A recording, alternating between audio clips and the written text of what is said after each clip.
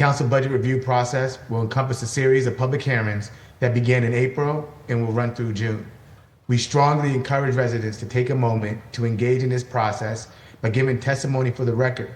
You can do this in several ways. One, attend one of the hearings and give public testimony. We will take public testimony at the end of each departmental hearing and also at 2 hearings dedicated to public testimony. The full hearing schedule is on our website at boston.gov/council-budget. Our next hearing dedicated to public testimony is Tuesday, May 28th at 6 p.m.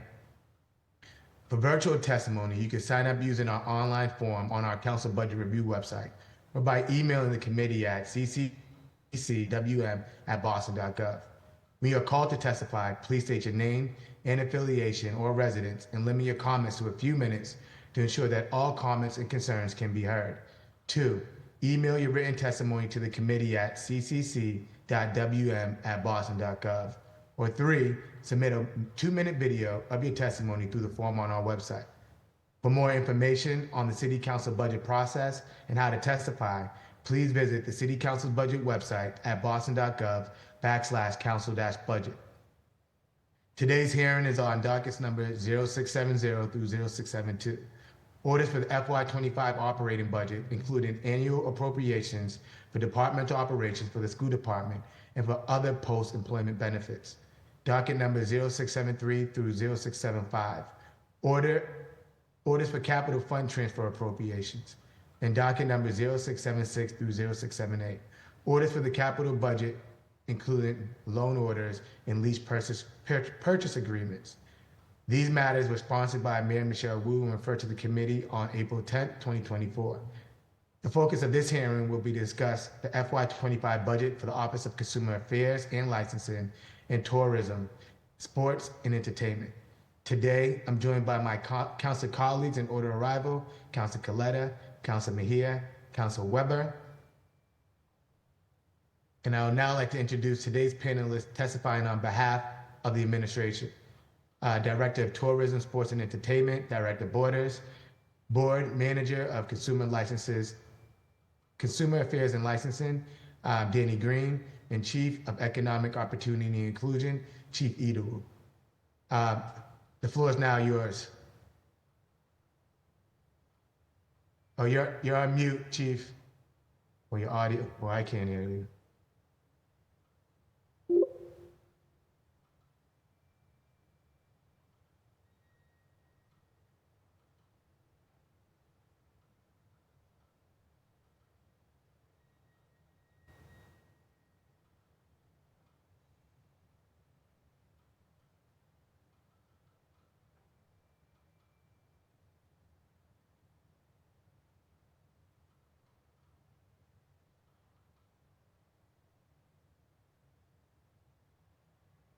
Councillor Rurales, Councillor Mejia, I can't hear anyone. Is anyone speaking?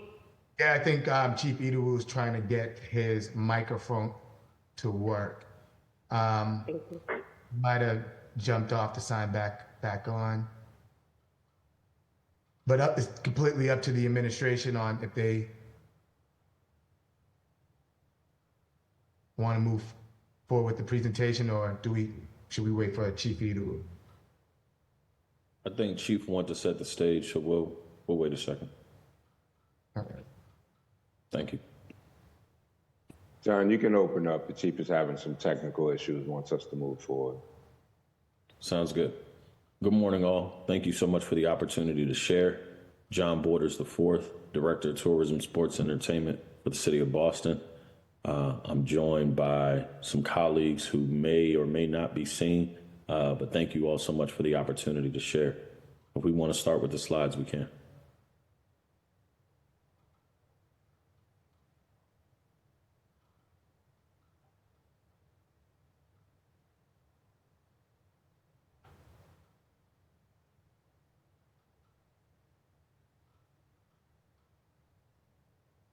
Tourism, Sports, and Entertainment falls under the Office of Economic Opportunity and Inclusion. In terms of our cabinet, led by Chief Shagun Idowu, Deputy Chief Donald Wright, and a host of others. Next slide.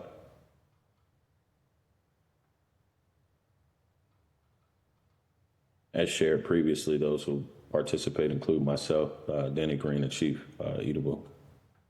As you can see from the org chart, Economic Opportunity and Inclusion Cabinet, there are a series of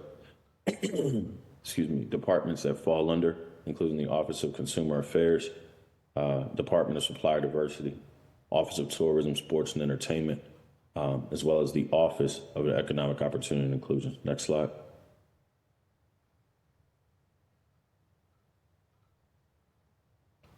The vision at a very high level for the Office of Economic Opportunity and Inclusion is to create a resilient and equitable and sustainable and vibrant city for all Bostonians. Not just talking about the generational wealth, but all who call Boston home now and those who will also call Boston home in the future. Next slide. There has shifted from being a responsive approach in this cabinet to being a more proactive approach. So as Chief would have shared if he were here, our office is doing a lot more than we've done previously to ensure that there's a level of equity associated with how we are establishing racial equity across the board as a city. Our focus, again, is to ensure that those things are present.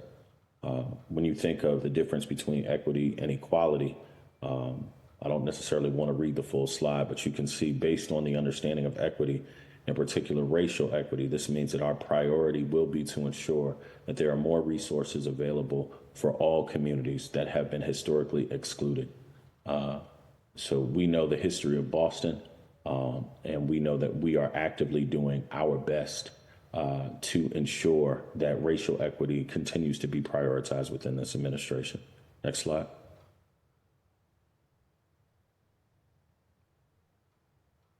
As you can see, there is a breadth of diverse leadership within our cabinet, and the BIPOC numbers in and of themselves, with Boston being a majority minority city, we would hope that our office would also reflect the demographics of the city of Boston. So our BIPOC numbers are more than 54%, and the top 10 salaries within those, 2/3 also fall to BIPOC. And now that we're rejoined by Chief, if he has the ability to speak, he can. Still can't hear you, Chief. All good. Next slide. OEOI cabinet language skills. Though I may not be fluent in many languages, we do have representation throughout our entire cabinet, including the top 10 languages that you see spoken, and the representation of those that are spoken as well. Next slide.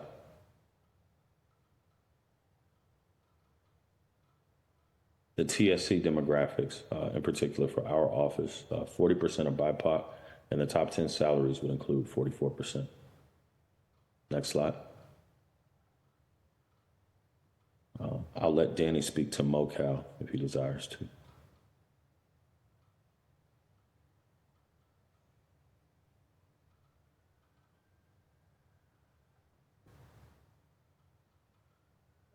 Sorry, thank you, John.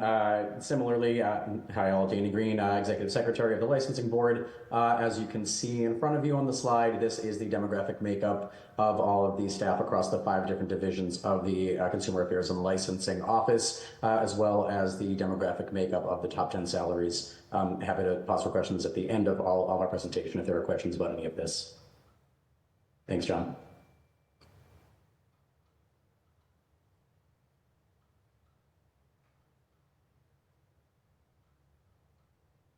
John, you're muted.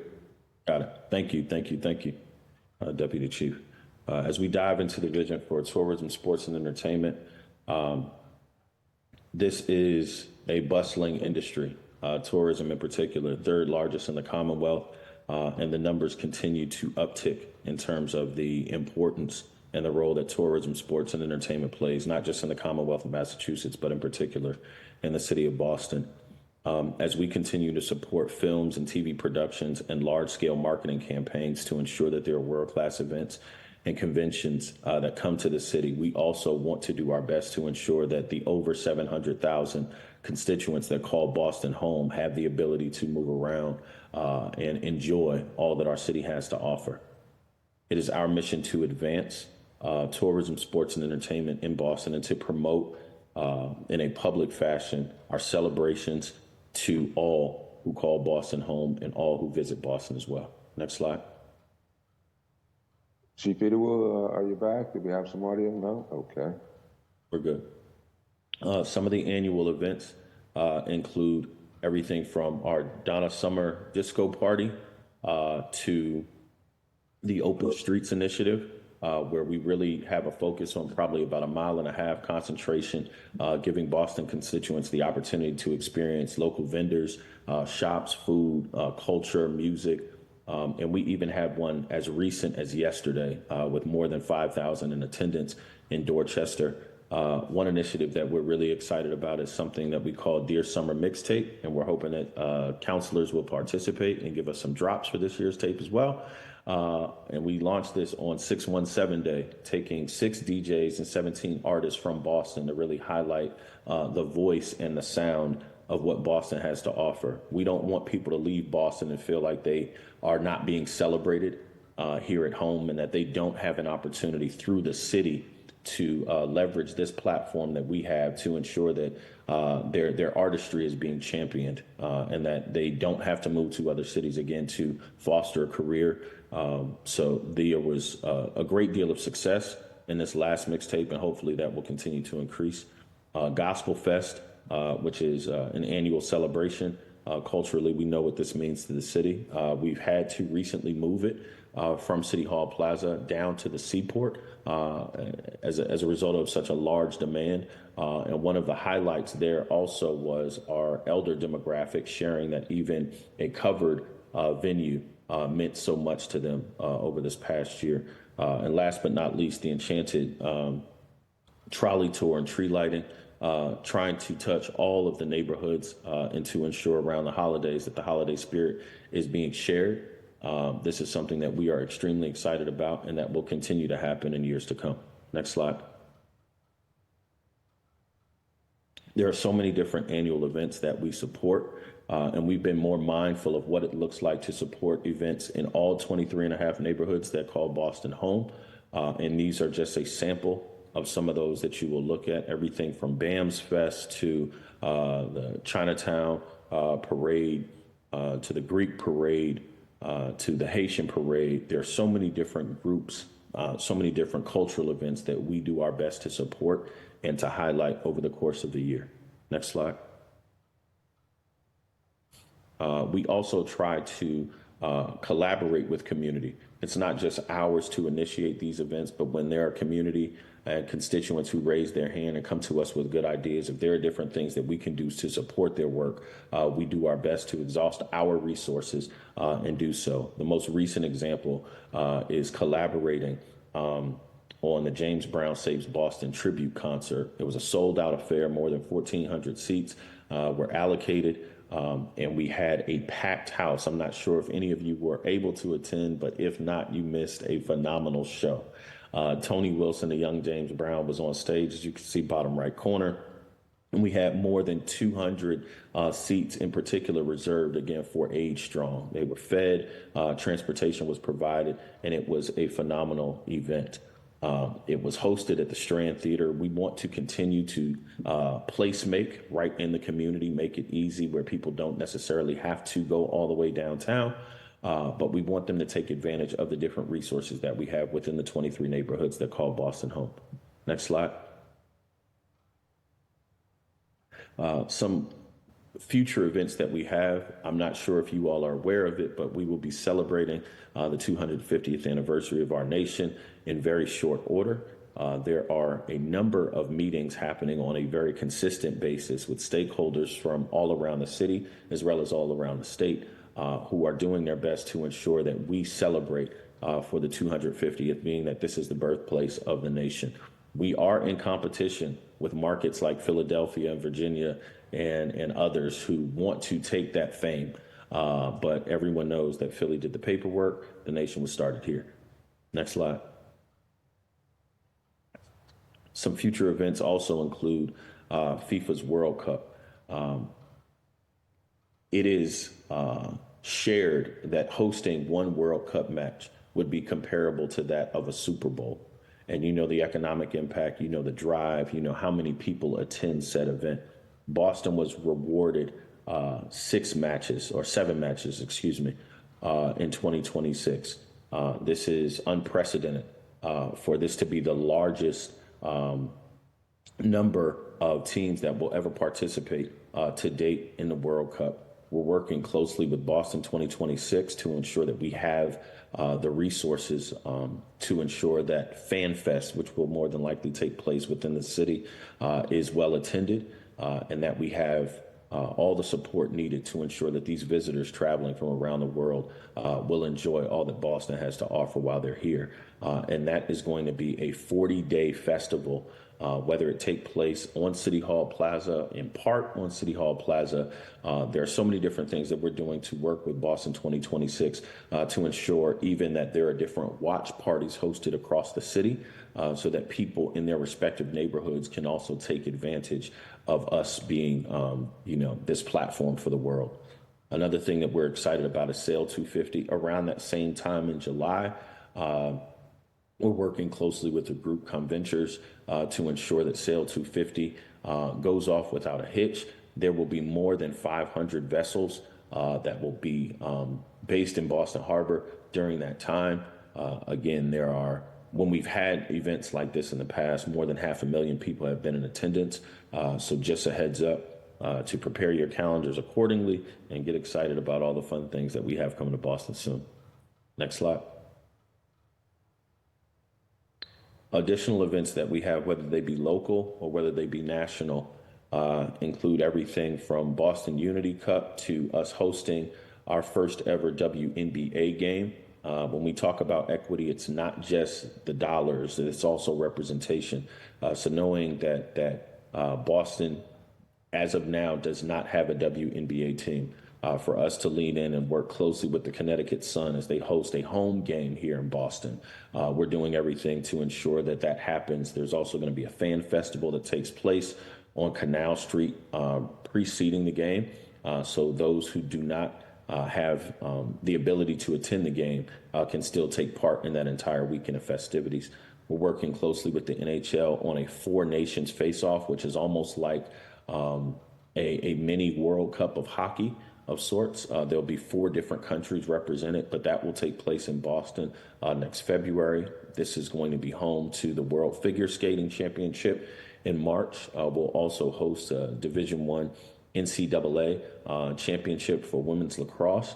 And we are working to ensure that as of the next summer, that we begin a series of games highlighting historically Black colleges and universities in terms of football. So we're working on an HBCU football kickoff that will take place in the city as early as August of 2025. Next slide. All right, that concludes tourism, sports, and entertainment. We're going to turn it over to Danny Green. Do we have any questions right now? Yeah, thank you, Superintendent Wright. What I would like to do now is turn it over to my council colleagues for any questions for Director Borders, starting in the order of arrival. And I just want to acknowledge that we've been joined by Council Pepin and Council President Louis Jen. Council Coletta, the floor is yours. Thank you so much, Sharon. Thank you all for your presentation. This is a pretty consequential week in Boston sports, so appreciate the time that you took to be here, and it's an exciting week for all of us. So I have a lot of questions for MoCal, so I won't take as much time, but I think what I'll do just based on the presentation is ask about community outreach. Given some of these large events, I'm thinking about Sail Boston and how that might impact a lot of traffic that's coming to my district. If you can talk about if there's been any discussion or just generally about your community engagement strategy for surrounding communities that will see increased foot traffic. The North End already sees 2 million visitors per year, but East Boston, Charlestown, and the downtown waterfront will see arguably way more folks. So just want to know about your community engagement strategy and then also offer any assistance you might need on that moving forward. Thank you. Thank you so much, Councilor Coletta. We are actively engaged with, we have a regular conversation with our partners at ONS to ensure that those lines of communication are always present. We're also working closely with the host in terms of conventures, in terms of their marketing materials, in addition to resources to ensure that everybody is not just informed of Sail Boston coming, but what it will look like and what it will mean from, as you said, the traffic plan and transportation to public safety. So these are ongoing conversations. We'll be sure to loop you and your office in, and any role and any assistance that you desire to offer, we are extremely receptive to. Thank you so much, Director. And, oh, sorry, Chief. Okay, first, I just wanted to make sure you could hear me, but great to see you all. And I just want to add to what the director said. I think because we've had this question on other events that are taking place during 26 as well. And so adding on to what Director Borders said, I think what we can do offline is try to set up a regular engagement with the council to share updates on all the major events taking place during 2026. Because, you know, to your point about Sail Boston bringing a lot of folks to your district in general, the 250 stuff, FIFA, Sail Boston, all the events that the city does already happening during that year is just going to bring a ton of new folks to Boston. And so I think it's a great question, and we can definitely engage the council leading up to those events to make sure that we're addressing any concerns from the different neighborhoods. Thank you, Chief. And I'm sorry, I have one more question. So if for the special events application change and technology improvements, who should I direct these questions to? Should I wait for MoCal, or can I ask them now? Yes, there would be MoCal. Okay, thank you. That's it for me, Chair. Thanks, everybody. Councilor Coletta. Councilor Mejia, the floor is yours.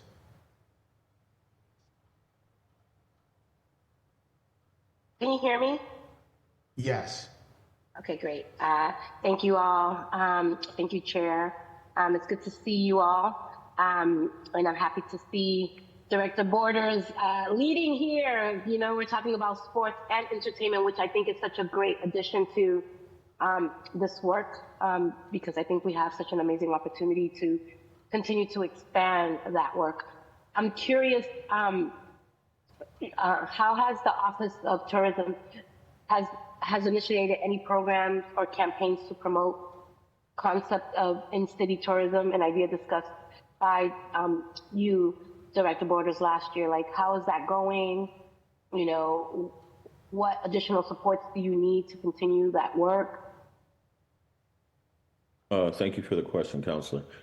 We are in ongoing conversations with our partners such as Meet Boston and others to ensure that there are tools and resources accessible for Bostonians to take advantage of all the local tourism that we have to offer. Some of the things that we have noticed is that a lot of people would tend to patronize businesses that are within walking distance to their home, to their job, and things of that nature. So being post-pandemic, people are moving around a little bit more. People are excited to get out and about.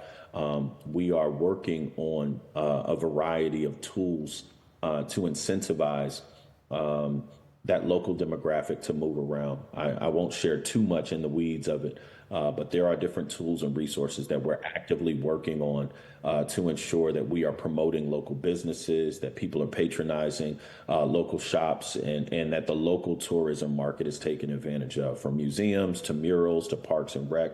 We want people to move around. We want people to patronize. We want people to get outside of their respective neighborhoods. So we're working on a variety of tools to ensure that those resources are made available. And we'll continue to work closely with your office and others as these decisions are made. Yeah, thank you. I want to also just note that during the NAACP, our office worked in partnership with President Sullivan to host some programming across the city where we brought people to the Freedom House and to other, you know, spaces and places. And I'm the type of person that I learn by doing.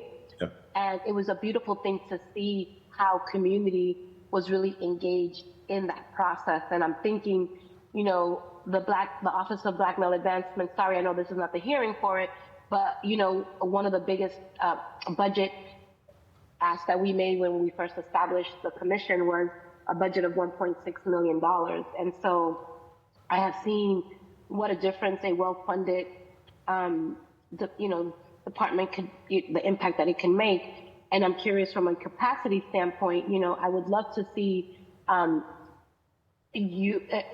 additional investments in your division around grants and opportunities that you could share with other folks who can do this collaborative work alongside the city. So I'm curious about, what your thinking is around that. Chief, I'll let you jump in before I do.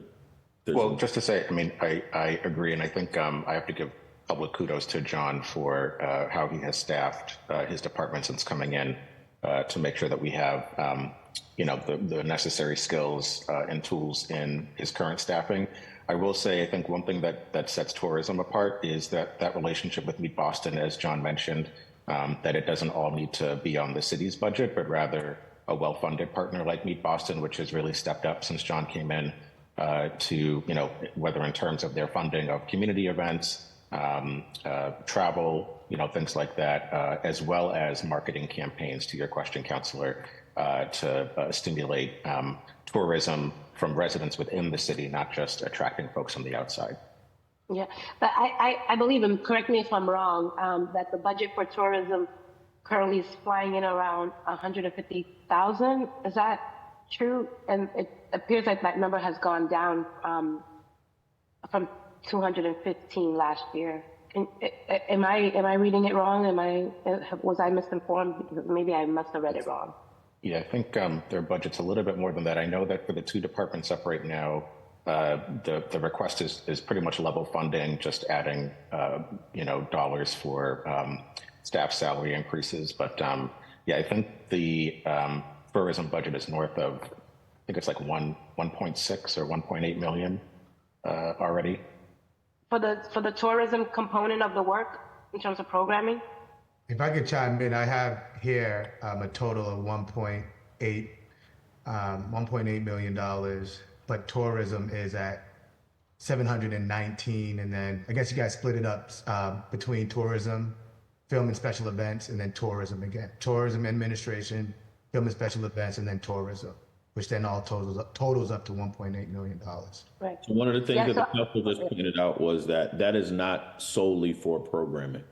So, Councilor, to your point, if there was a conversation about additional funding and resources going towards programming in the form of grants that could be made in collaboration with community, again, that would be something that you all would decide.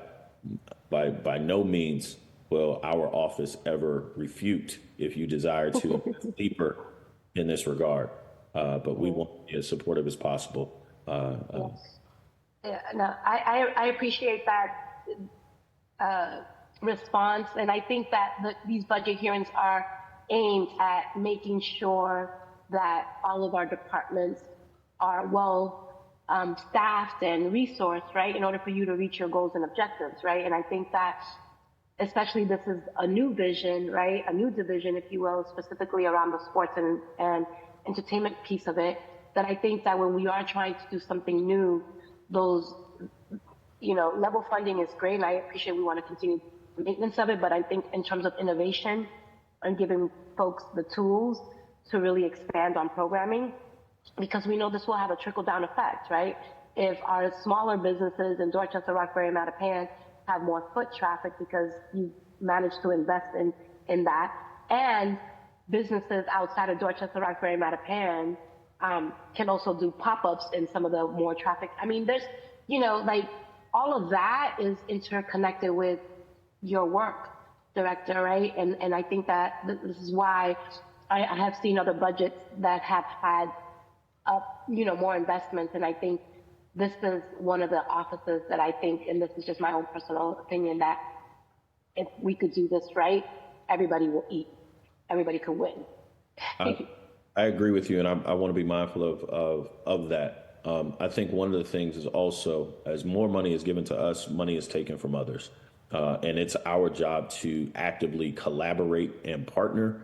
And since being in this seat, I think I've done a decent job of extending that arm, inviting people in, and trying to be way more collaborative, I think, than we've been in the past and what that looks like. So partnering, leveraging additional resources, figuring out what we can do as the office to ensure, again, that these events are getting done at a high clip. We're making a lot with a little. Again, really excited about the work, and I know we'll continue to grow forward. Yeah, and I'll end with this, Councilor Chair Worrell, because I know we have other colleagues and other questions and other departments to present.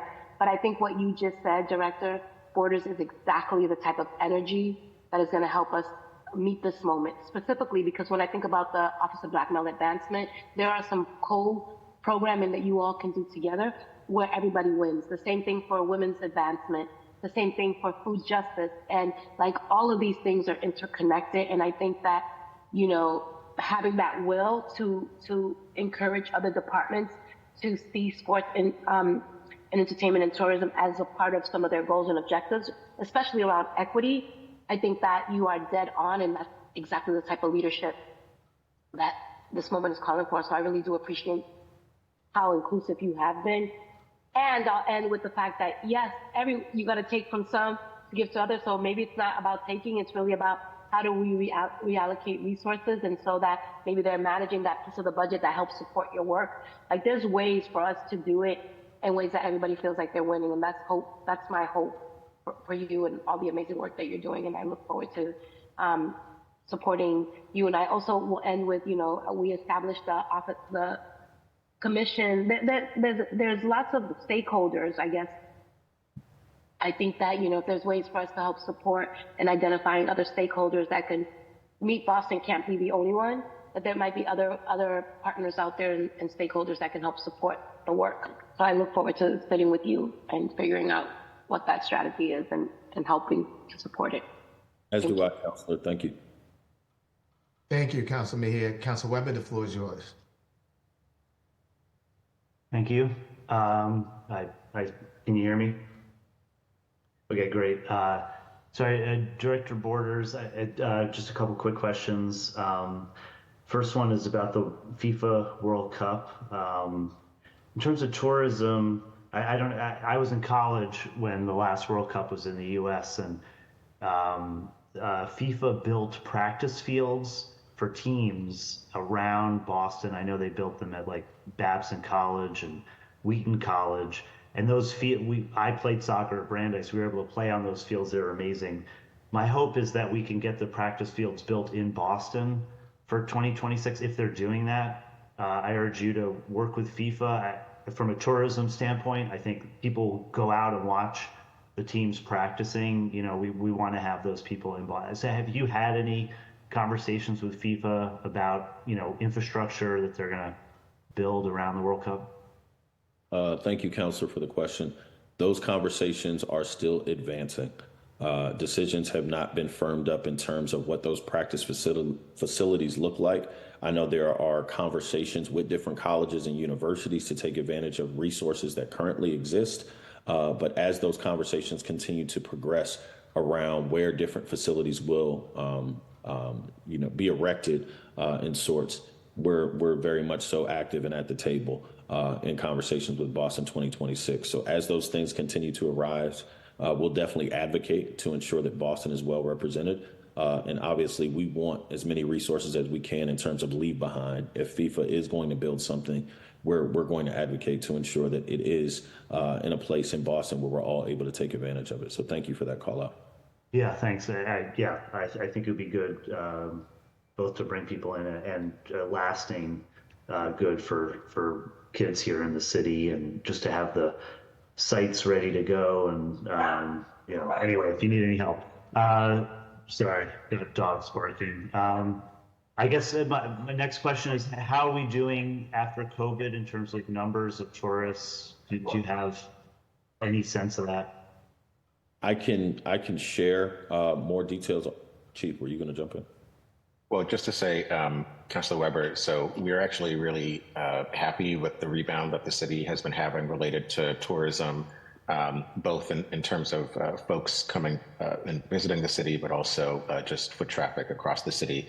So a couple things here. One is, at least for our downtown, month over month, we're seeing more and more foot traffic, getting us back to where we were pre-COVID. I think the last numbers I saw were roughly at around between 80 and 90% of where we were in 2019 in terms of foot traffic. When you look at flights at Logan, we actually have more international passengers coming in through Logan than at any time than even pre-COVID numbers. We've actually exceeded those numbers.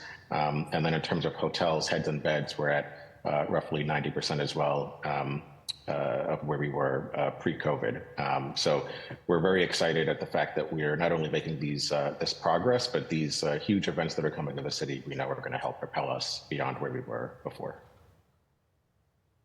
Thanks. And then in terms of we're talking a lot about finding different sources of revenue. I mean, maybe not a lot, but we're definitely thinking about it.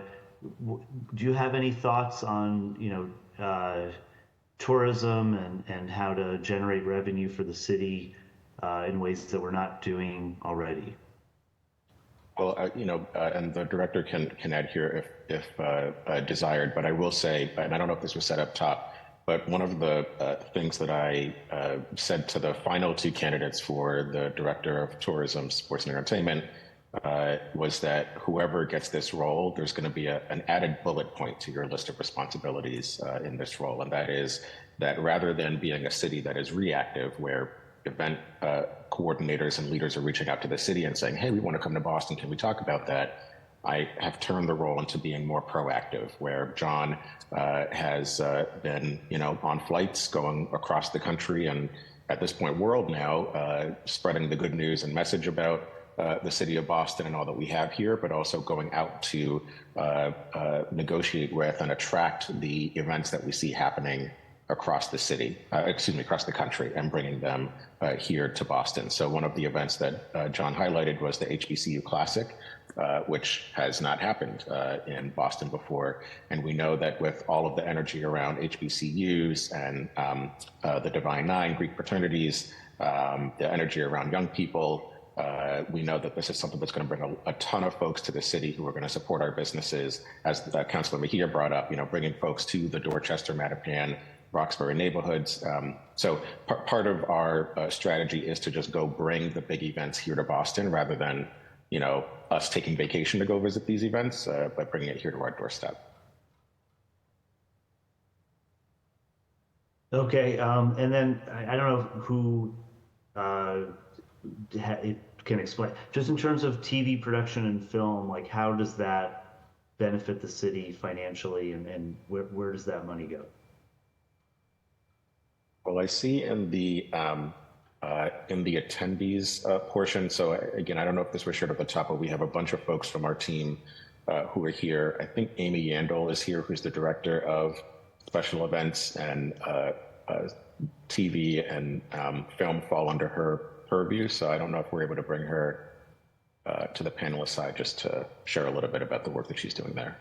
But thank you for the question, Councilor.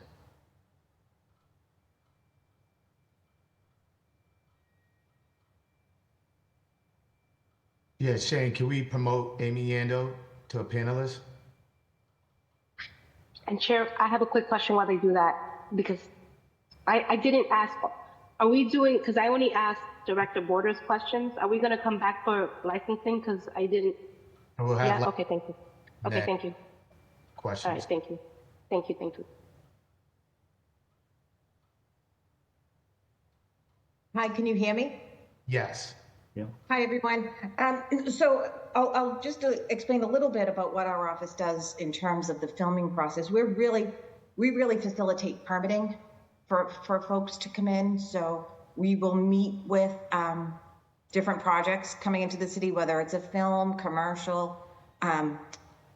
Interestingly, we do a lot of projects with the colleges, the film majors. But in terms of the economy, so we don't really see a direct benefit for the city, but what we do see is jobs in terms of drivers, in terms of production assistants and sets and catering. All of those things benefit the economy, as a greater good. Our office's role is really in the permitting and getting people through the process to film.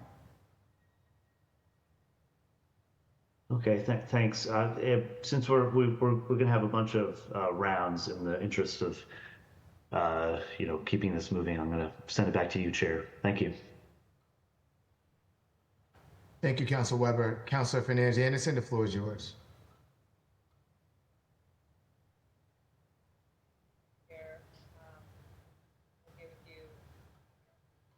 Councilor Anderson, you're a little low.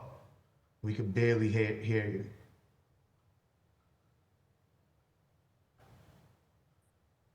Mr. Chair, can we please have some money for better equipment? Thanks. Will do. Good morning, everyone. Thank you so much for your presentation. Everything looks amazing. Of course, I have some questions. And specifically on the TSE. TSE took on the Open Streets Coordinator position to oversee the Open Streets programming. I'm curious to learn about the intention behind moving that position over and how this role is still coordinating with streets, neighborhood services, and Office of Economic Opportunity and Inclusion. Basically, how does this position work with small businesses that are located on the open streets to ensure that they have right permission to provide outdoor vending? Thank you, Councillor. So the role was created and put under OEOI because of previous conversations before that to shift open streets in general over to OEOI, just because for a number of reasons. One is our special events team is located under the EOI cabinet, and also just thinking of the economic, or at least our argument for it was the economic impact that this has on our businesses. So housing it under the cabinet actually makes a ton of sense, given that all of the necessary departments, when thinking about those items, live under economic opportunity and inclusion.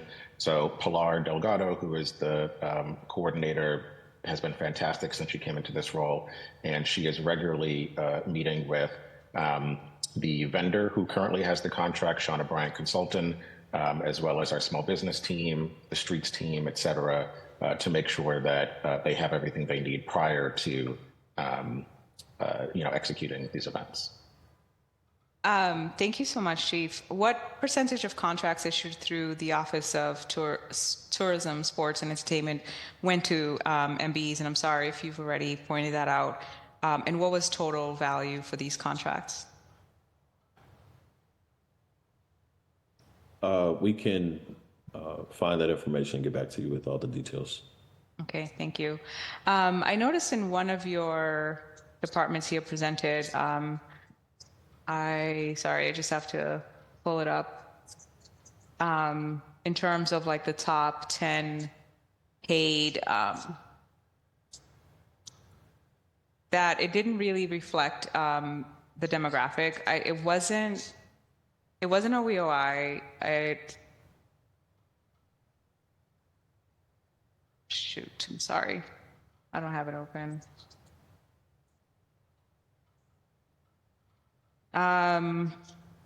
Was it tourism?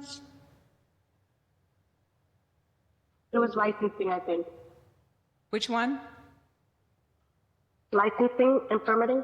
Yes, it was licensing and permitting. Yep. Yes.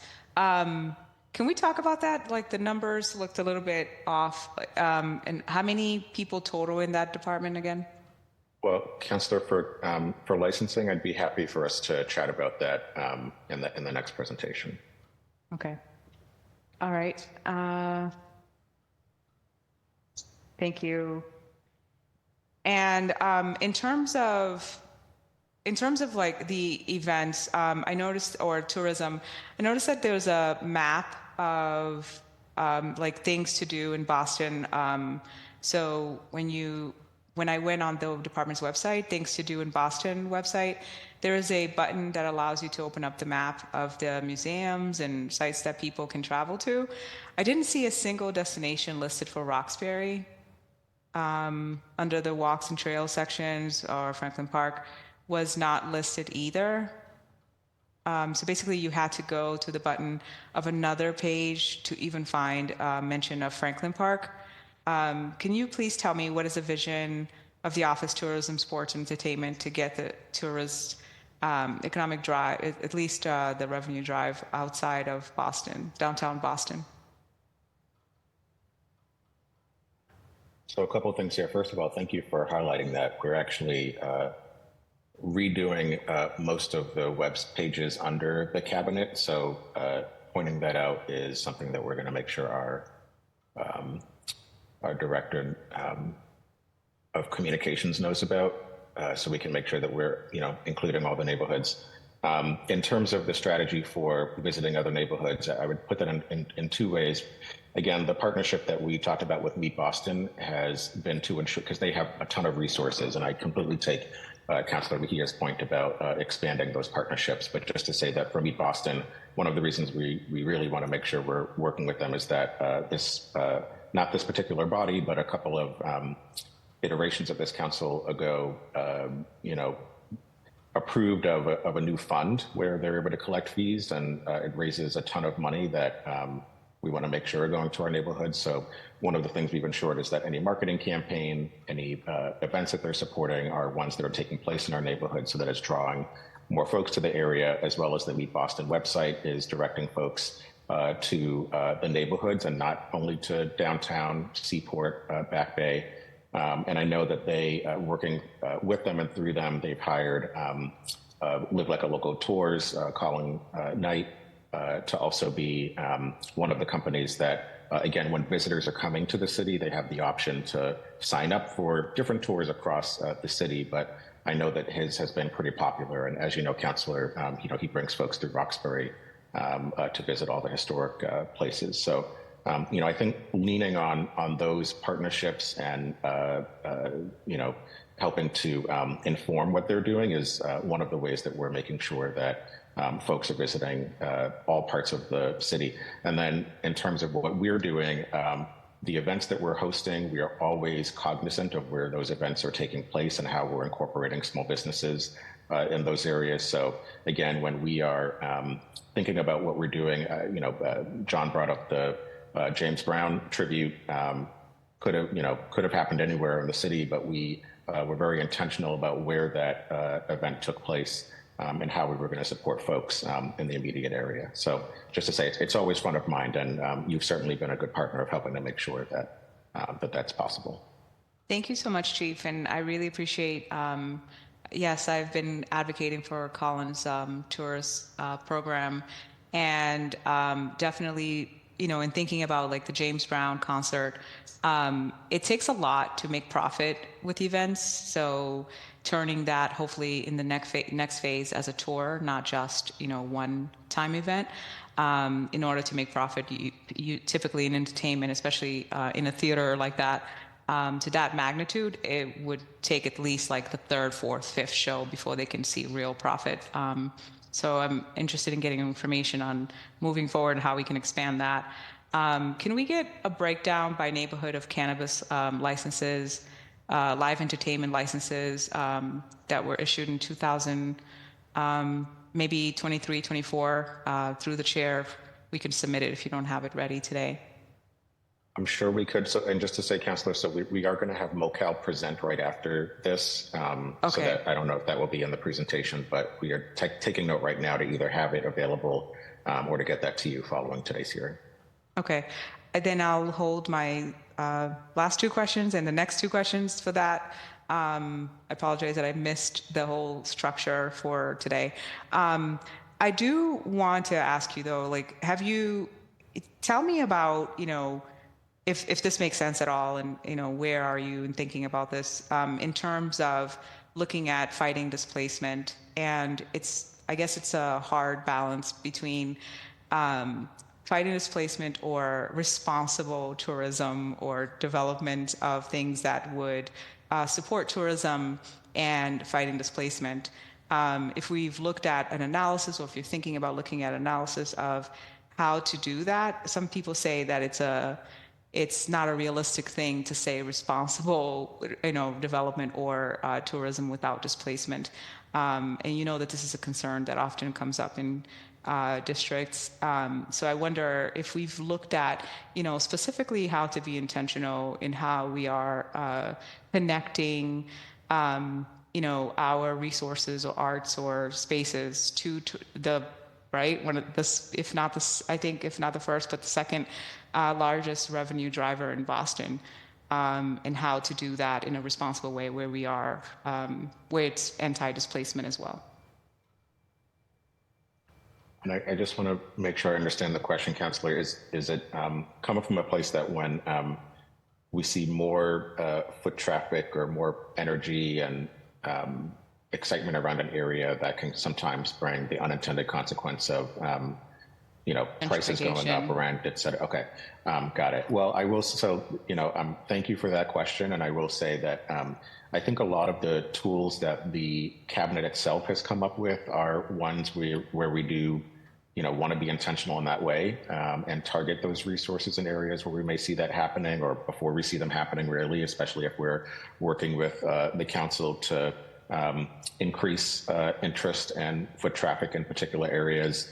I think of our legacy business program, which could be one tool that we deploy to help support small businesses. Like, for instance, if we want to bring folks to Nubian Square, there are some businesses that have been there for many, many years that we'll want to protect, so that, 10, 20 years from now, if it's going to be part of the history and the culture, like Frugal Bookstore, for instance, that, we're finding ways to protect it and make sure it's here for generations to come, as well as, the other work that we do through small business. But it's also not just our cabinet. The administration and all of our departments need to work together and are working together to come up with different anti-displacement strategies to kind of follow through on what you're highlighting. So I wouldn't say that there's a specific analysis that exists, but definitely happy to work with your office on what that could look like.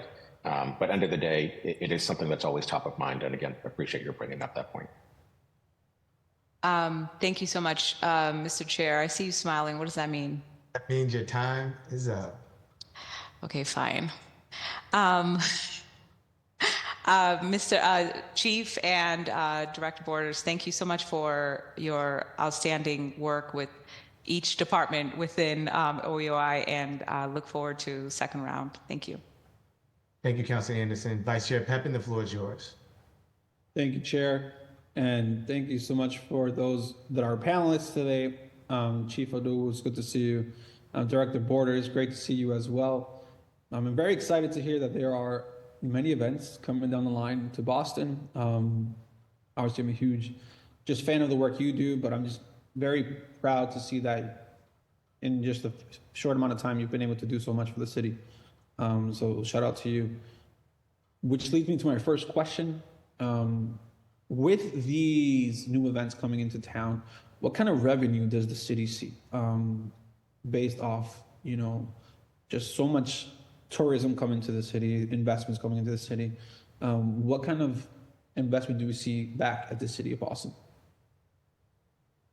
Well, and the director can jump in as well with thoughts here.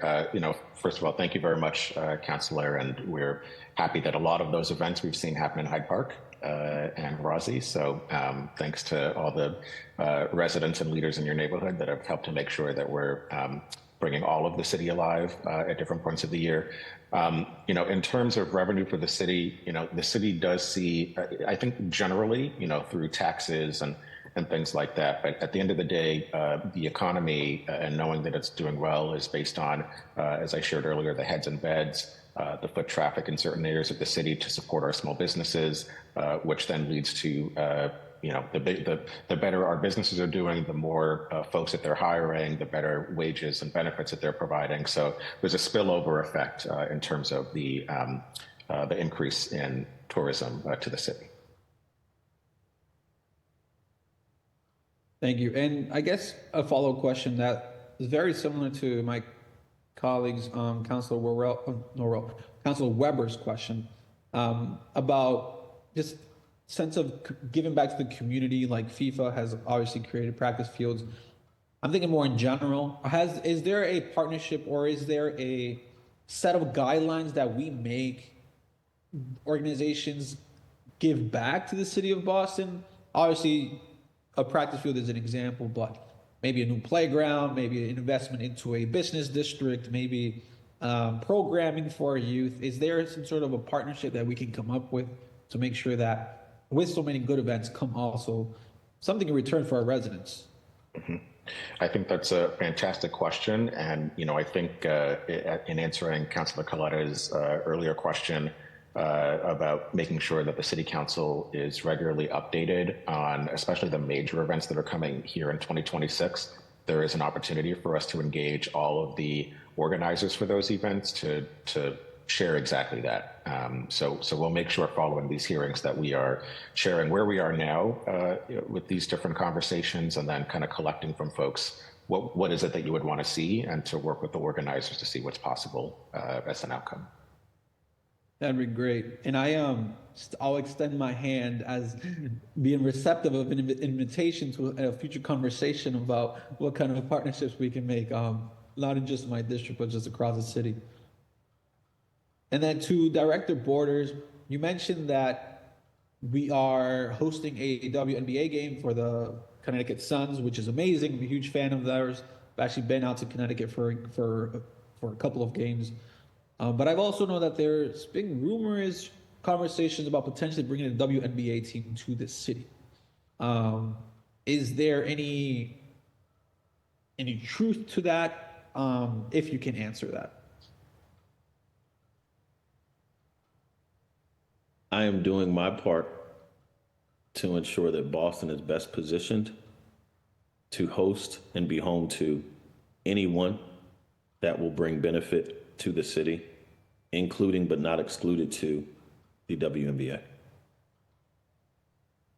Well, thank you for that. No, I appreciate that. I always think about what kind of future investments we could bring to the city, and I think that adding a WNBA team to our city would be of great value. Obviously, we saw a professional women's hockey league start up in Lowell, so that's just very good for not just the city, obviously, but for the entire state. So I'm happy to be kept updated about that conversation going forward. Absolutely. Thank you. Of course. And can I say, Councilor, that we will welcome any ideas from the council on other things that we should be pursuing. As I said, John's primary role is to kind of be our chief, lead in attracting events and things like your previous question to the city. It's one reason we're excited too about the professional soccer team that's coming to the area, especially as we're talking about preparing for FIFA World Cup. So anyway, I appreciate that question, and any other thoughts or ideas, we welcome them as John kind of builds out his plan for FY25. And the last thing I'll say is not a question, just more of a comment to Councilor Anderson's point. Just want to make sure that the entire city as a whole gets love from these events. Especially when I think about parks like Almond Park and Mattapan, beautiful park with beautiful facilities that can use some of that love as well from outside places. So when you think about what events to bring in, what kind of partnerships you want to think about the parks that usually aren't used in the cities. But with that, I'll yield the rest of my time. But I just thank you for that presentation. I look forward to hearing from the rest of the departments. Thank you, Councilor. Thank you, Vice Chair. Let me start the time for myself. So, Chief and Director, amazing work. We see it already, the investments paying off. In terms of the revenue question, how do we track it, right? Like, how do we understand the impacts, the financial impacts of the jobs that are created, the revenue, the money that's spent into our local businesses? Can you tell me how that is being tracked? So Meet Boston, they're just a really big resource for the city. And, depending on the event and, how big it is, we do regularly reach out to ask, about a week or so after, what can we calculate in terms of that? So, the short version of this is that Meet Boston has the tool available to understand what the impact is, how many hotel rooms were reserved for the event, contracts to businesses, the surrounding businesses, and whether or not they saw an increase in foot traffic and folks spending money. And then they share that report with us so that we understand that impact.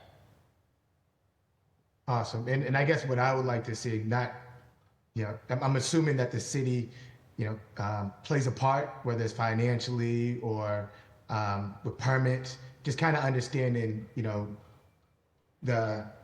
the cost versus the financial impact, like what we're pulling in.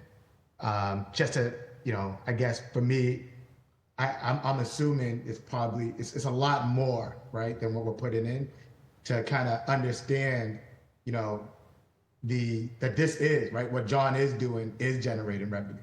The more that we invest in John, the more that he's able to get out there and show Boston, and the more support that he has to bring in, big events, whether it's Black Tech Conference or NESB or the NBA All-Star Game, right? Like those, like investing in John's, department is the revenue that we're looking at, that we're looking to create. Yeah. I agree, Council. Thank you. As do I. For the record, I agree. My other question is, speaking of the NBA All-Star Game, what would the city use for a second revenue? There's usually like a second arena for the Friday and Saturday night events. And I'm not even sure how far we are down that road in talking about the NBA All-Star Game. And then the actual game will be played at TD Garden.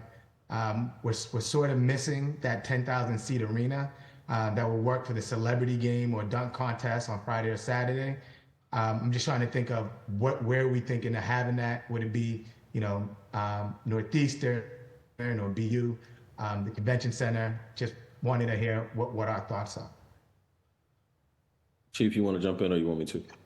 I was just going to say that, for All-Star and all the other types of events that we are exploring conversations with partners on, what a serious pitch could look like. I think that is a great question that we can bring back to the conversation to try to figure out, if we are to submit, our pitch to bring something like that to the city, that's something that we need to think about. But if you have ideas as to which arenas we should be including in that conversation, we're certainly open to that. I'm not sure if you guys have a task force or a commission. I have a lot of ideas when it comes to NBA All-Star Game that I'm happy to share in spaces that are created around those conversations. Yeah, I think around these types of discussions, John has been playing a good role, I think, of going individually to folks to kind of gather ideas, knowing that a lot of these conversations don't happen in that way, but kind of on a personal, relationship and connection. So I think, we'd be interested in kind of some of the thoughts and ideas that your office or others may have, and then kind of filtering them through the conversations that John is having with the respective parties. And then, Director Borders, second year, correct? Yes, sir. You're out there, you're making things happen. But what are the other support? Talk to me about what more support you needed to take this thing to the next level. Is it more dollars in contracted services, or you're contracting out some of the things that you're trying to do in-house? Is it hiring more? Is it talk to me what's needed more to take it to the next level? Really good question. I think more than anything, we are continuing to collaborate. It is not just our role. When the Office of Tourism, Sports, and Entertainment had previously been created, a lot of the focus was on the constituents that call Boston home. Our priority is to ensure free and open and safe events for the public. That's where it starts. That vision continues to evolve as we see there's an opportunity to generate revenue for the city. And as people come into the city of Boston, how we benefit, how the economy benefits for local small businesses, for Main Streets, for the 23 and a half neighborhoods and communities that call Boston home. We want to continue to collaborate and partner with those who are active stakeholders in ensuring that we are able to land these large scale events. So I think there are a series of conversations that can continue to be had. So I think as we continue to wrap our mind around what collaboration looks like moving forward, would love to get you and others to the table to figure out how best the city can continue to support this work and grow it so we all benefit. Thank you. Well, that's my round of questions. Just want to continue to advocate not only for the All-Star, but the Black Tech Conference and NSBE as events to bring.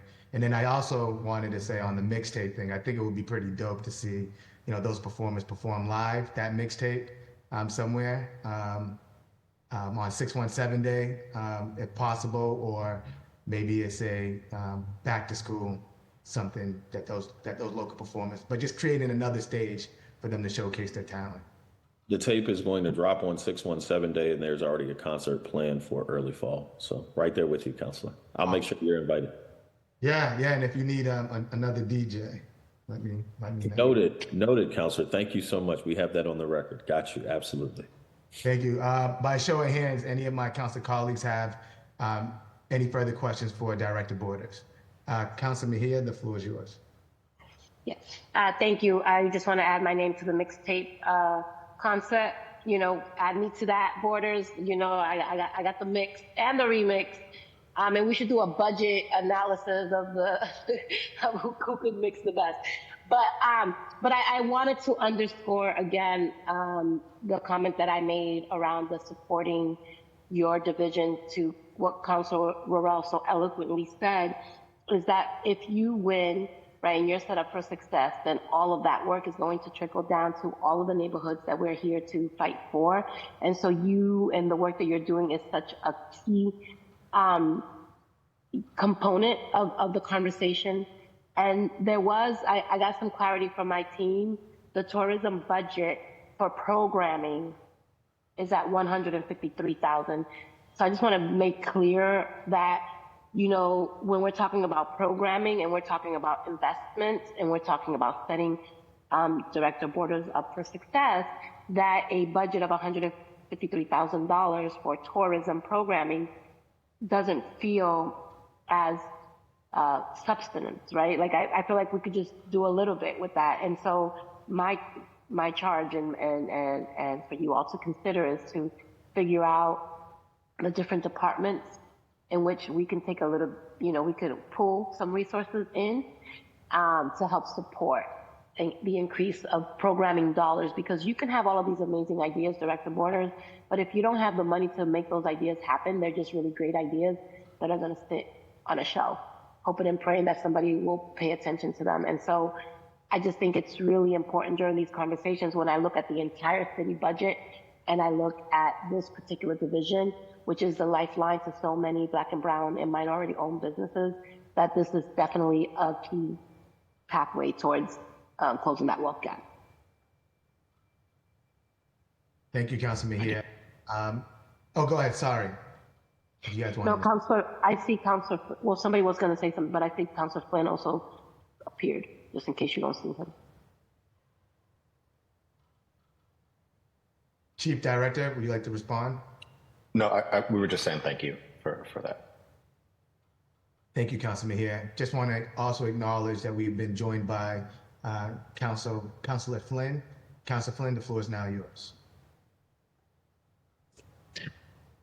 Thank you, Mr. Chair, and I want to apologize to my colleagues and the panelists for being late this morning. I was with the mayor at the mayor's coffee in the South End, and then I had a meeting in Mary Ellen McCormick Public Housing Development. So want to apologize. I won't ask any questions because I'm unsure of the previous questions asked, so I don't want to repeat the previous questions, but I did hear the comments from John Borders and just wanted to briefly state that I had the opportunity to work with John, and he does a tremendous, exceptional job in the city. He has a lot of credibility and well respected in the community, comes from a wonderful family as well. So I don't have any questions, Mr. Chair. I don't have any comments other than to say you have a good panel here, and I will watch this meeting later this evening on video. Thank you. Thank you, Councilor Flynn. And I just have one or two final questions for Director Borders. What is some of the equipment you're replacing with your cost savings in fiscal 24? I think in the RFI, I'm just going to pull it up. You mentioned purchasing new equipment.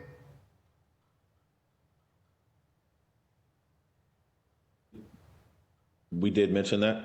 I know for the trolley, as we do the trolley tour, the trolley needs some updates. Just from a public safety kind of standpoint, we've been using the same trolley for a little while now, and we need some updates there. But there are a series of things. I'm going to let my colleague Amy Yandel jump in. Hi. So some of the equipment we replace, we do staging. We have, those mobile panels, and after some time, those get warped, not as safe. So we do have to replace those kind of frequently. And we're updating our sound system as well. Nice, thank you. So we need to provide in other things, smaller things like tents. They don't have a long shelf life. And this is all equipment we use all over the city, and we allow local groups to use with us. So we just have to keep our stuff safe and updated. Thank you. I wasn't even aware that this department owned you guys own the trolley. Was not aware of that. We do. We own the trolley. Oh, nice. And then, Amy, I think this is a question for you too. Can you talk to me about because what I'm hearing from community organizers is that there's been some changes in the special event permitting? No? On the process? That's more of a MoCal question. I'll defer to them. All right, so and when we say trolley, it's the stage. It's not an actual trolley that we own. It's that antique stage that we own that we pull. Got it. Perfect. Thank you. Well, thank you, Director Borders, and thank you, Amy. I will now move over to MoCal for their presentation. Thank you, Counselor. Thank you all. Thank you for the words and the support. Excited to work with you moving forward. Thank you all.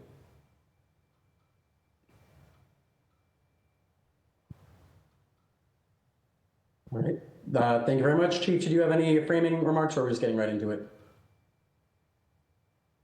We can get right into it. Just to say, though, Kathleen Joyce, who's the director of MoCal, is not able to join us today. She's traveling this week and unfortunately can't join virtually. But we are very happy to have Danny Green here to talk a little bit about the work that MoCal has been doing this last year. And I will also mention a couple of other members of the team that are joining us. So I think I see Rebecca, who's the director of operations, and Jasmine, who's the manager of the cannabis board. But with that, Danny, we'll shift it over to you.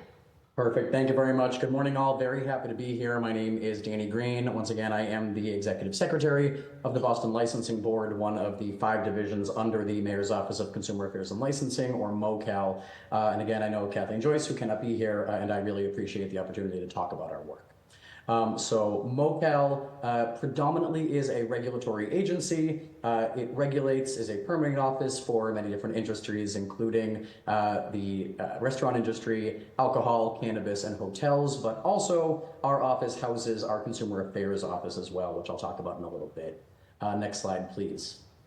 So the 5 divisions that fall underneath MoCal are the Licensing Board, Cannabis Board, the Entertainment Division, which licenses and regulates all entertainment activities in the city, our Consumer Affairs Office, and Special Events. And I will talk just really briefly, give an overview of each, and then some FY24 highlights from each of these in the following slides.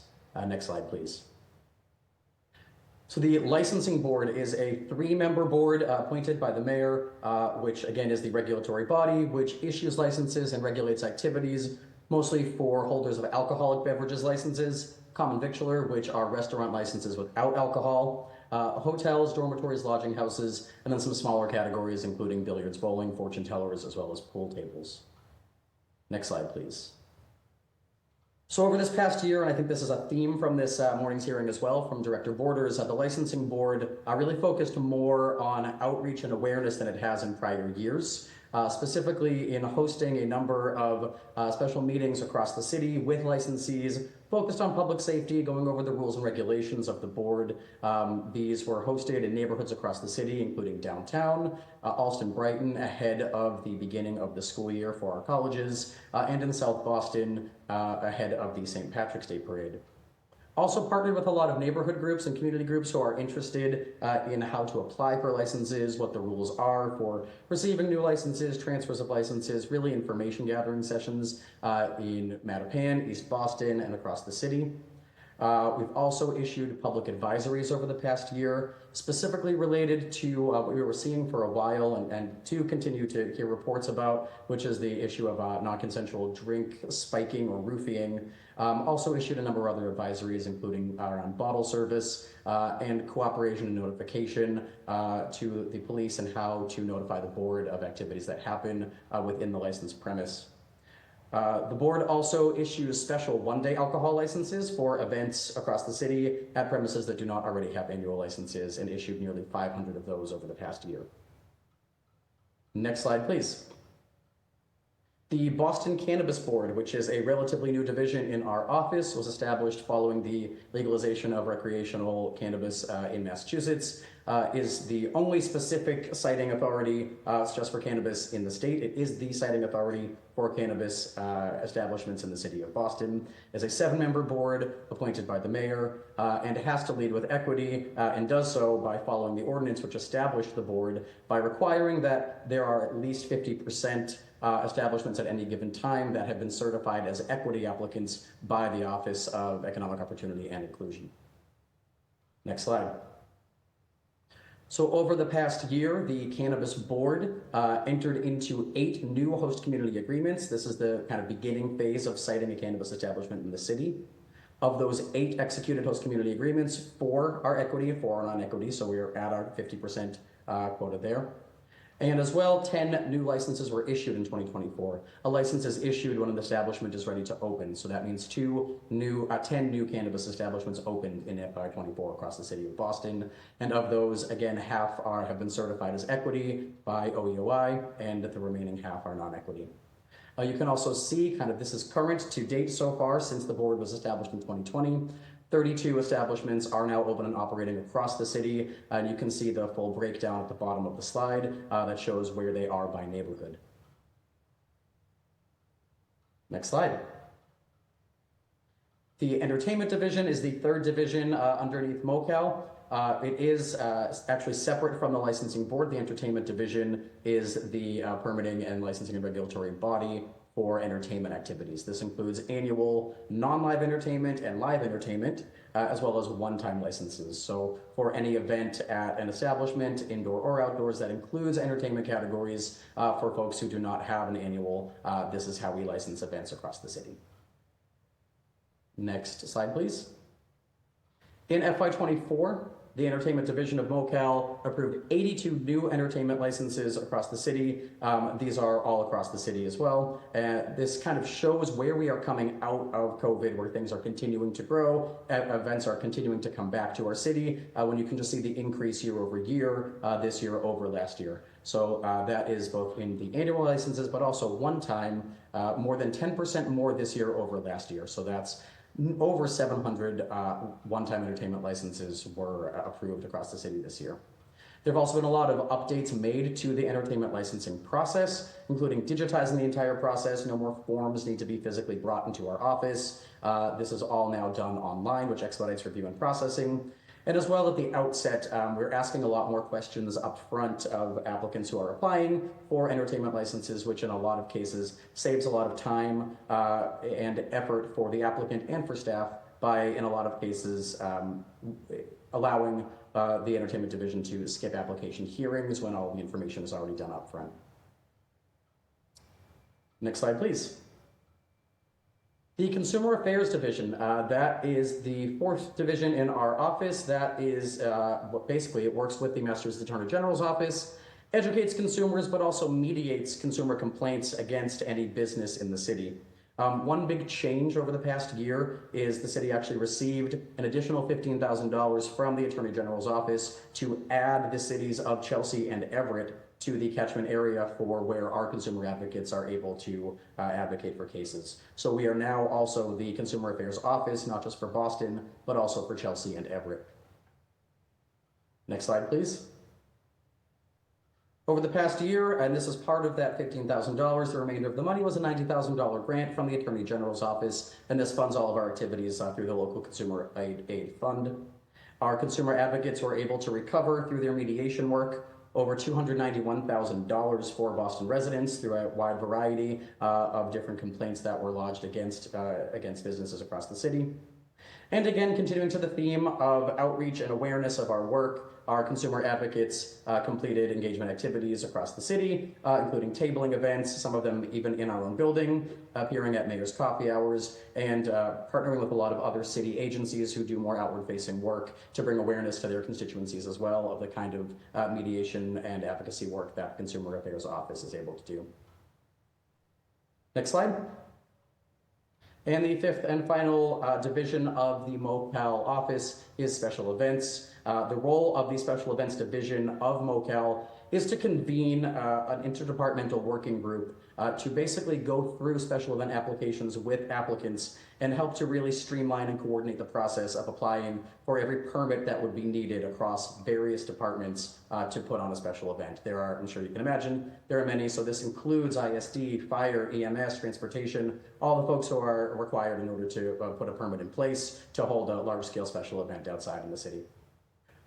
Over this past year, a lot of work has been done with the special event application process. Similar to what's been done in entertainment, the application itself now actually takes a lot more information up front, which can save time, energy for really busy event coordinators, as well as our own staff, by reducing the need for a lot of committee meetings. As well, there are a lot more changes to the application process currently underway, digitizing a lot more of it and actually including one-day alcohol and entertainment licenses as part of the special event application. These are common applications that sometimes are auxiliary and additional to the special event. By putting them together, it's more of a one-stop shop for a lot of folks who are trying to put together a large-scale event. And you can see, as we did with the entertainment licenses, a big increase of events coming back, and just an increase in the workflow. It's been busy, an 18% increase this year over last year to the number of events and applications that were received by the office. So 790 special event applications were received and processed this year, which we're really happy to see. It's great activity for our city. I don't know if there is a next slide. Next slide. And if not, happy to take any questions. Thank you. Now I'll turn it over to my council colleagues for questions. Just also want to acknowledge that we've been joined by Councilor Fitzgerald. Councilor Mejia, the floor is yours.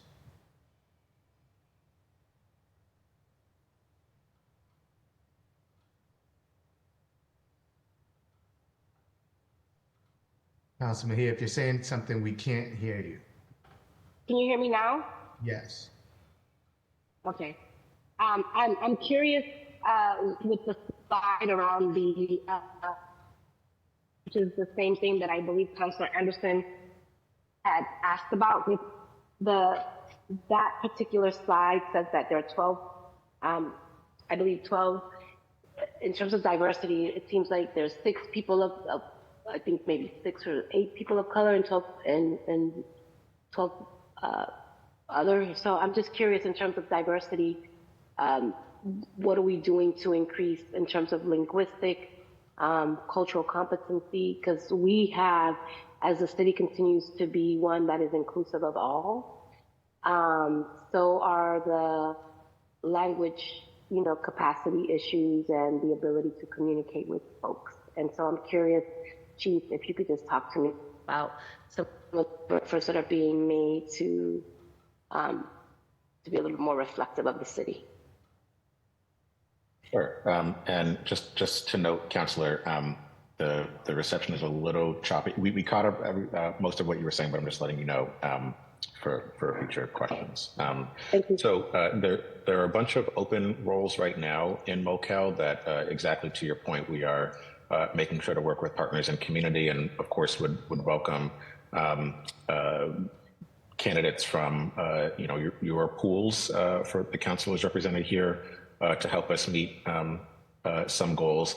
I will say, overall there are 24 members of the MoCal team, but 7 of those members include the commissioners, and so that's a different bucket for us to think about in terms of how those are staffed, because those are appointed by the mayor. So of course, and I know that there's engagement with the council and others on how we do that, and then the remainder of the actual staff who are doing all of this. But just to say, we are happy to work with your offices and others to make sure that we are hiring in a way that meets the moment.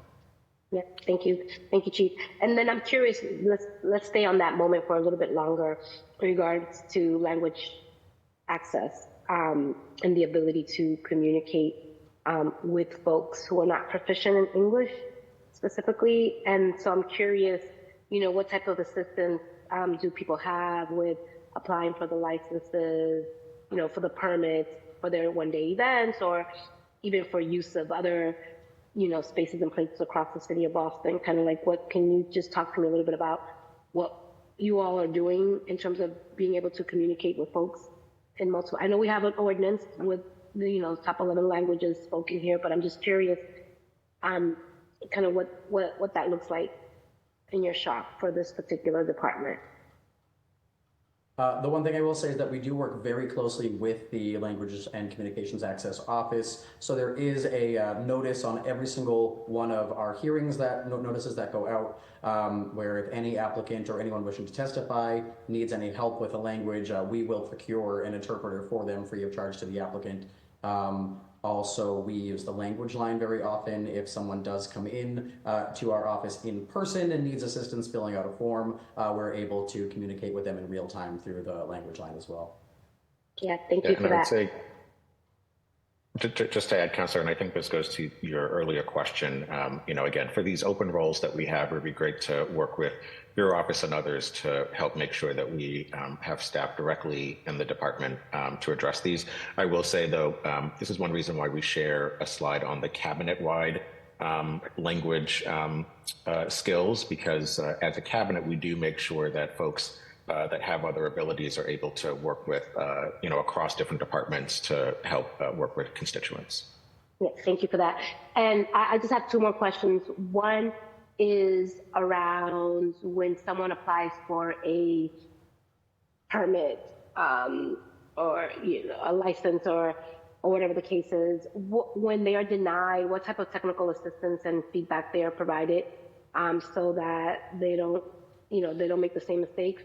That's one. And then the other is going to be specifically around cannabis. I've been talking a lot about how we diversify the cannabis industry. And you had mentioned that 5 applicants that were reaching the quota. And I really do appreciate us reaching the quota. I think that's so important.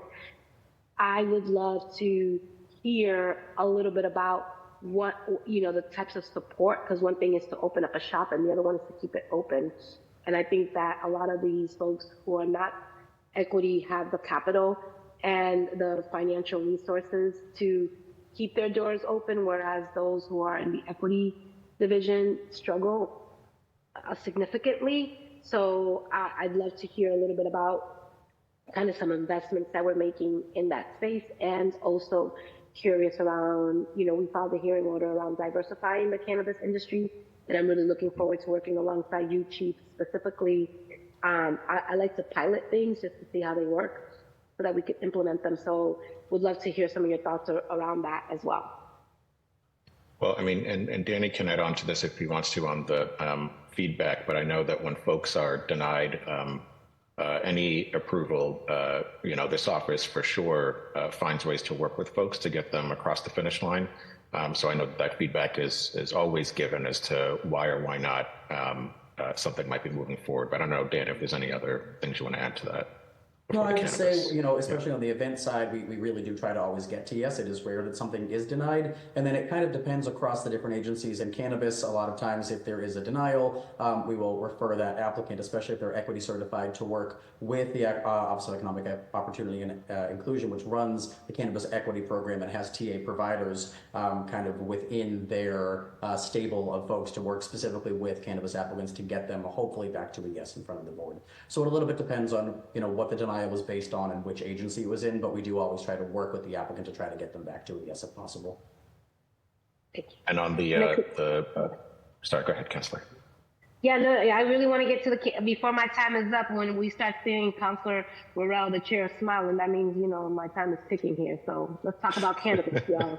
That's important. That's important. Let's go. Absolutely. Absolutely. And I hate that I keep giving this type of response like I did in TSE, but first of all, I'm happy I get to spend the whole day with all of you, because at 2:00 is when OEOI and Supply University are up. So I'll look forward to that conversation. And I will say that our cannabis equity team is housed under OEOI. So at our 2:00 hearing, I'll look forward to Aaliyah and possibly Shakia sharing more on our efforts around equity. But just to add a little bit of an answer here, and then happy to expand in the next hearing. I think you're absolutely right, Councilor. As a city, we are proud that we have exceeded our goal of reaching 51% in terms of open stores that are owned by people of color, or those who are impacted by the war on drugs. But exactly what you said, getting open is one success, but the true success is staying open and expanding. And we've seen this for a couple of operators, but we want to see that happen for more. There's actually a hearing this week via the BPDA, which I'll let Aaliyah and others talk more about in our next hearing, as a way to kind of address the beginning of the process. Part of the reason why a lot of our folks in the business wind up struggling after they're open is because of that huge gap in time from submitting your application to actually opening your location. In between that period, which can run for a year or more, that's rent that you're paying. And if we already know that people of color, women-owned businesses are starting with a smaller amount of capital compared to others, that's capital that's being spent that then you don't have to invest in the operations of the business when you open. So, we are taking steps to kind of address the beginning of the process, and we've been working with the existing operators to get them as many resources as possible to stay open. Yeah, no, I appreciate that. And I think, for the Cannabis Commission in particular, right, I think, and Danny, if you could speak to this, if possible, the question, in terms of permitting and licensing, there are a number of different hurdles that some of these folks are facing. And I'm just curious from your perspective, in terms of navigating this, what are some of the things that you think on the licensing and permitting front in the commission? What are your thoughts? I do think you're correct. I think finding space, paying rent, all of those things certainly are big hurdles that people have in navigating the permitting process. The board acts on any application that comes before it and really does try as much as possible to approve the siting of an establishment that meets all of its criteria, especially if they are someone who has been certified through the equity program through OEOI. A lot of that support that you're asking for really does come out of partnership with the TA team through the equity program out of OEOI. Yeah, which again goes back to Border's comment in terms of the importance of collaboration between departments, that you guys are so interconnected with each other. And I'm happy to see that cross collaboration and dependent on each other to hit the mark for our cannabis industry. I know that we have other colleagues. And I know, Councilor Chair Worrell, you are going to tell me to be quiet. So I'm going to be quiet before you do. Thank you. Thank you, Councilor Mejia. Just want to also acknowledge that we've been joined by Councilor Durkin and Councilor Santana. Councilor Weber, the floor is yours. Thank you, Chair. I guess just following up on cannabis, do you have any opinions about the number of cannabis dispensaries that were sort of allotted for Boston, and how we're doing, and whether there's a sort of risk of a glut, or and what you think is happening? Well, opinions always, but I will say that we are working within the bounds of the ordinance that was passed, and I think the team has been doing a pretty good job of making sure, as Danny said, of getting folks through the process to get open as quickly as possible. In terms of the glut, I mean, I think in general, business is seeing, you know, we're at I'm trying to, you know, we're in the valley, but there's a goal of getting back towards the mountaintop, I would say, right, in terms of just how business is doing in general, in terms of the economy. So I think we're seeing a stabilizing of the market. You know, at the beginning, there was a rush to open as many dispensaries as possible across the state. And I think that the market is adjusting itself. But in terms of what the city is responsible for and what we have purview and power over, we've been doing what we're supposed to be doing to help get folks across the finish line. Okay, and from your standpoint, the businesses that have opened are doing okay. Well, I mean, I think it depends. Everyone is starting from a different place. You know, there are some that are doing well, and I think to Councilor Mejia's point, if you especially are an out-of-state operator, you have a ton of capital that you're coming in with, as opposed to some local operators who have a much smaller reserve of capital and are, you know, attempting to grow that pot for the company. So I think it depends on who we're talking about and where we're talking about. But again, I think the market is correcting itself in this industry. Okay, and just last question on that. I mean, how many more? I don't know what the number of dispensaries that we have operating now in Boston. How many more we can open under the state program?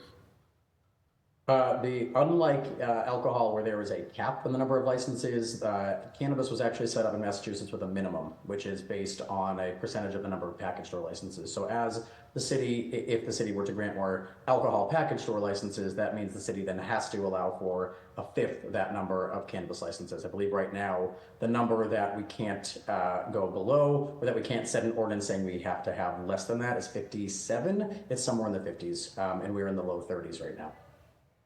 Okay. A couple questions about consumer affairs.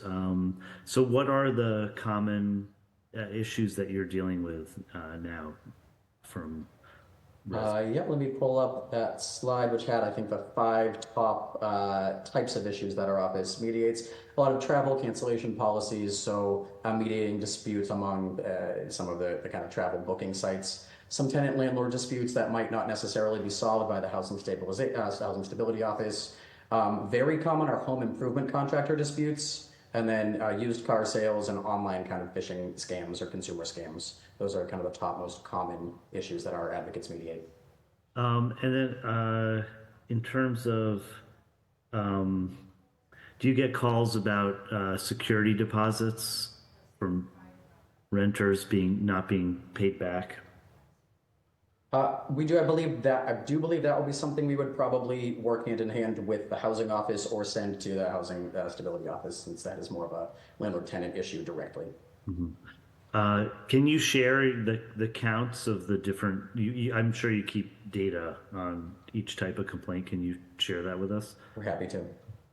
And then, how does it break down in your office in terms of, you know, how many people are handling the complaints, and does anybody work? Do those people work on the complaints to resolve them, or do you send them to the AG's office? How does it work? So up until very recently, there were only 2 consumer advocates in our office handling all these complaints. We are very happy that we just added a 3rd consumer advocate just in the past month. And yes, they do work on a case up until they either can reach a resolution that is, you know, satisfactory to the person who made the complaint, or sometimes they are unable to reach a resolution and refer it either to the AG's office or to small claims court or some other legal matter. Okay, so now I guess there's 3 people who take calls and work on the intakes. That's correct, and actually handle the cases. Okay. And do you know how many total cases you've had, like average last few years? We can get that for you, not off the top of my head. Okay. Let's see. And do you do any outreach in the budget? What money is used, or is any, to let people in the city know that, if they have a consumer issue, they can call the city? So a lot of the outreach is going to regular recurring events. So our advocates do show up at the mayor's coffee hours, at Age Strong events, anything where they can meet kind of an already ingrained activity, and folks who are going there looking for services from the city. And that is just money that also comes out of both our budget as well as the AG's grant. And actually, I just got a text that 1,010 cases were closed in 2023. Okay, and so in terms of, I got a question this morning about a business looking for a liquor license in Jamaica Plain. Do you have data on the number of liquor licenses that are available, or how to, by neighborhood, or what's your advice for small business owners? So in terms of what's available right now, as I think the council's probably aware, it sent a home rule petition up to the state for new licenses because we are at our quota and have been for some time. That is kind of why we're seeing such as we are. Of course, if there are neighborhood restricted licenses, if one that holds a license for a specific city comes back to the board, it can be reissued back to that same neighborhood. So it's always best for someone who's looking for a license to contact our office, see what might be available, or what we tell people is submit an application. If the board finds public need for that application, the board will hold that application active for a full year after the date of approval in case a license does come back that applicant would qualify for if it happens to be neighborhood restricted. Okay. Thank you. Chair, I'm going to send it back to you. Thank you, Council Weber. And Danny, quick question on those applications that are being held for a year. How many applications are we holding on to, are within that year timeline? I don't have the number off the top of my head. I believe it's in the like under 20 double digits, but we can get that to you. Thank you. Vice Chair Pepin, the floor is yours. Thank you, Chair. And to Danny Green, it's a pleasure to see you. Thank you for all the work you do as well. I had the opportunity to work with you in previous roles as well. I have a question about the licensing process as well, regards to liquor licenses. I know that I've actually did this previously, but I guess just wanted to actually more publicly, like, what is if a business owner wants to apply for a liquor license or a beer and wine license specifically? Let's stick with beer and wine licenses. What's the process? I know that I believe that there isn't more, but what happens? Is there a wait list? What's that procedure? How can the council ask for more? Can you please elaborate on that? Sure. So the legally under Massachusetts law, the kind of legal standard for granting a liquor license is public need. Where is that license best put to need to serve the public? And that looks at what other establishments are nearby, how many, what is their character? Is this a different type of establishment going into a neighborhood that might have nothing like it, right? It also looks at is there support for this application in that neighborhood, whether from the community groups and or elected officials. That's all taken into account in this formula called public need.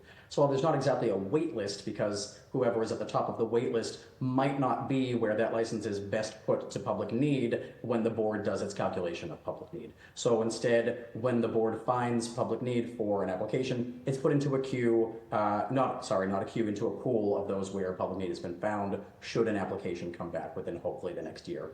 And hopefully, this will solve itself a little bit for our neighborhoods, depending on what the legislature does with the home rule that this council sent up to it recently. Okay, no, that's good to know. And in regards to your staffing specifically, I don't know if Councilor Mejia asked this question already, but if not, I'll take a page out of her playbook. Do you feel that your office is well represented in terms of diversity, so that there's language access, so that you feel like businesses of all different backgrounds feel like they can understand the licensing process effectively? Or do you partner with a different department to make sure that happens? We do partner very regularly with Language Communication Access. We have notices on every public notice we send out to make sure that we can obtain an interpreter if need be, and we also make great use of the language line. And to the chief's earlier point, we do have some open positions that we are, really hoping we can be intentional with trying to fill in some of the language vacancies that we have right now. Gotcha. Do you feel like there are any resources that your department is missing at the moment that is holding you back from fully serving the city, or is there anything that you wish you had? I would say I wish we had more licenses to give out. That would be the top one. That's good. Okay, that's good to know. In regards to licensing, I don't have any more questions. I just want to thank you again for the work you do. I know that it's a tough process to navigate for many people. So y'all do a good job of helping them, helping the applicants get around the process. So just wanted to say that publicly. But with that, Chair, you got the time back. Thank you, Vice Chair. And hopefully by the summer, or even sooner than that, I'm hoping, we'll have more liquor licenses here in the city of Boston that are going to neighborhoods that have been, priced out, left out, taken away, however you want to put it. But hopefully we'll have those liquor licenses soon. But speaking to that, Danny, or Chief, have you heard anything regarding the home rule petition? Just that it's making its way through the standard process, but we are equally hopeful that there'll be a resolution to that and that the city will obtain more licenses. Awesome, and I'm happy to hear that the public need analysis will be put on to the new liquor licenses and understanding the intent that we were looking to achieve when we passed this home rule petition. Council President Louis Jen, the floor is yours. Thank you, Chair Worrell. Do you think you could come back to me? I'm currently transitioning, and I'll come back with my questions. Thank you. Absolutely. Councilor Flint, the floor is yours.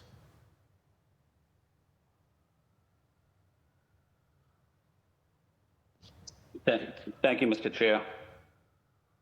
Thank you to the panelists for being here as well. Let me start with Danny.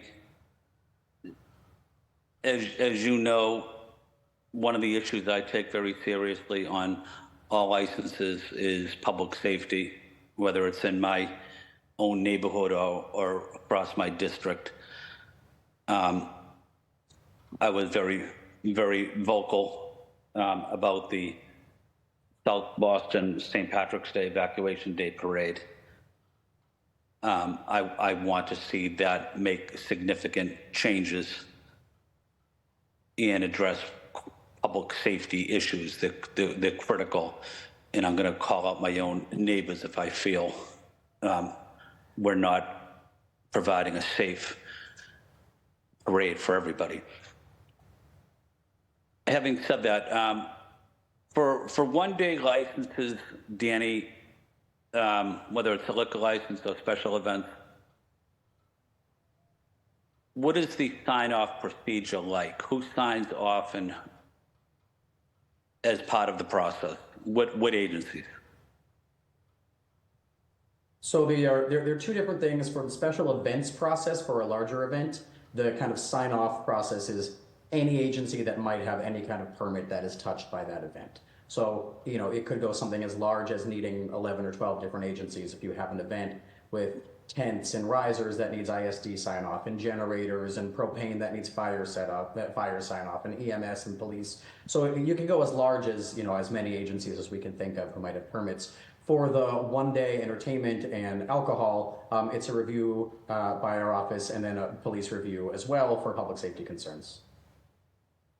And again, if other agencies might be touched by the activities, they would also be included in the review process. Is the police review include the police sign-off? At this time, yes. Can you expand on that, Danny? At this time, yes. Sure. So today, the office our office will look for a sign off by the local district captain before issuing a one-day entertainment or liquor license for an event. That's always the case, right, Danny? Yes. Okay. Are you looking to change that for any particular reason? There's no effort to, so as Danny said, police and other public safety agencies are always involved in any decision regarding events or one-day licenses for, use of alcohol. And there's no effort to change whether or not those agencies are involved in that process. Thank you, Chief. I'm glad to hear that. That's important. The police play a critical role in the neighborhoods. And that was one of the questions. I was at the mayor's coffee hour this morning in the South End. One of the residents in the South End asked me that specific question, so I wanted to follow up. When there are other events, tell me the role of one-day event. Tell me the role of transportation, and how does transportation sign off on a particular event, knowing that we have to provide BTD services? What is that process like? So BTD is part of the Special Events Review Committee. So any event that goes through the special event process, which basically is any event that's outside in the city of Boston, there will be a BTD representative in the meeting and also reviewing the application. If this is a parade or procession or anything that goes through our streets, they will also be in charge of reviewing that route, making sure or kind of deciding whether or not it needs a street closure, street occupancy permit, anything else that's within the BTD kind of purview. But they are certainly part of the special event committee and review any special event application. Does every parade need a permit?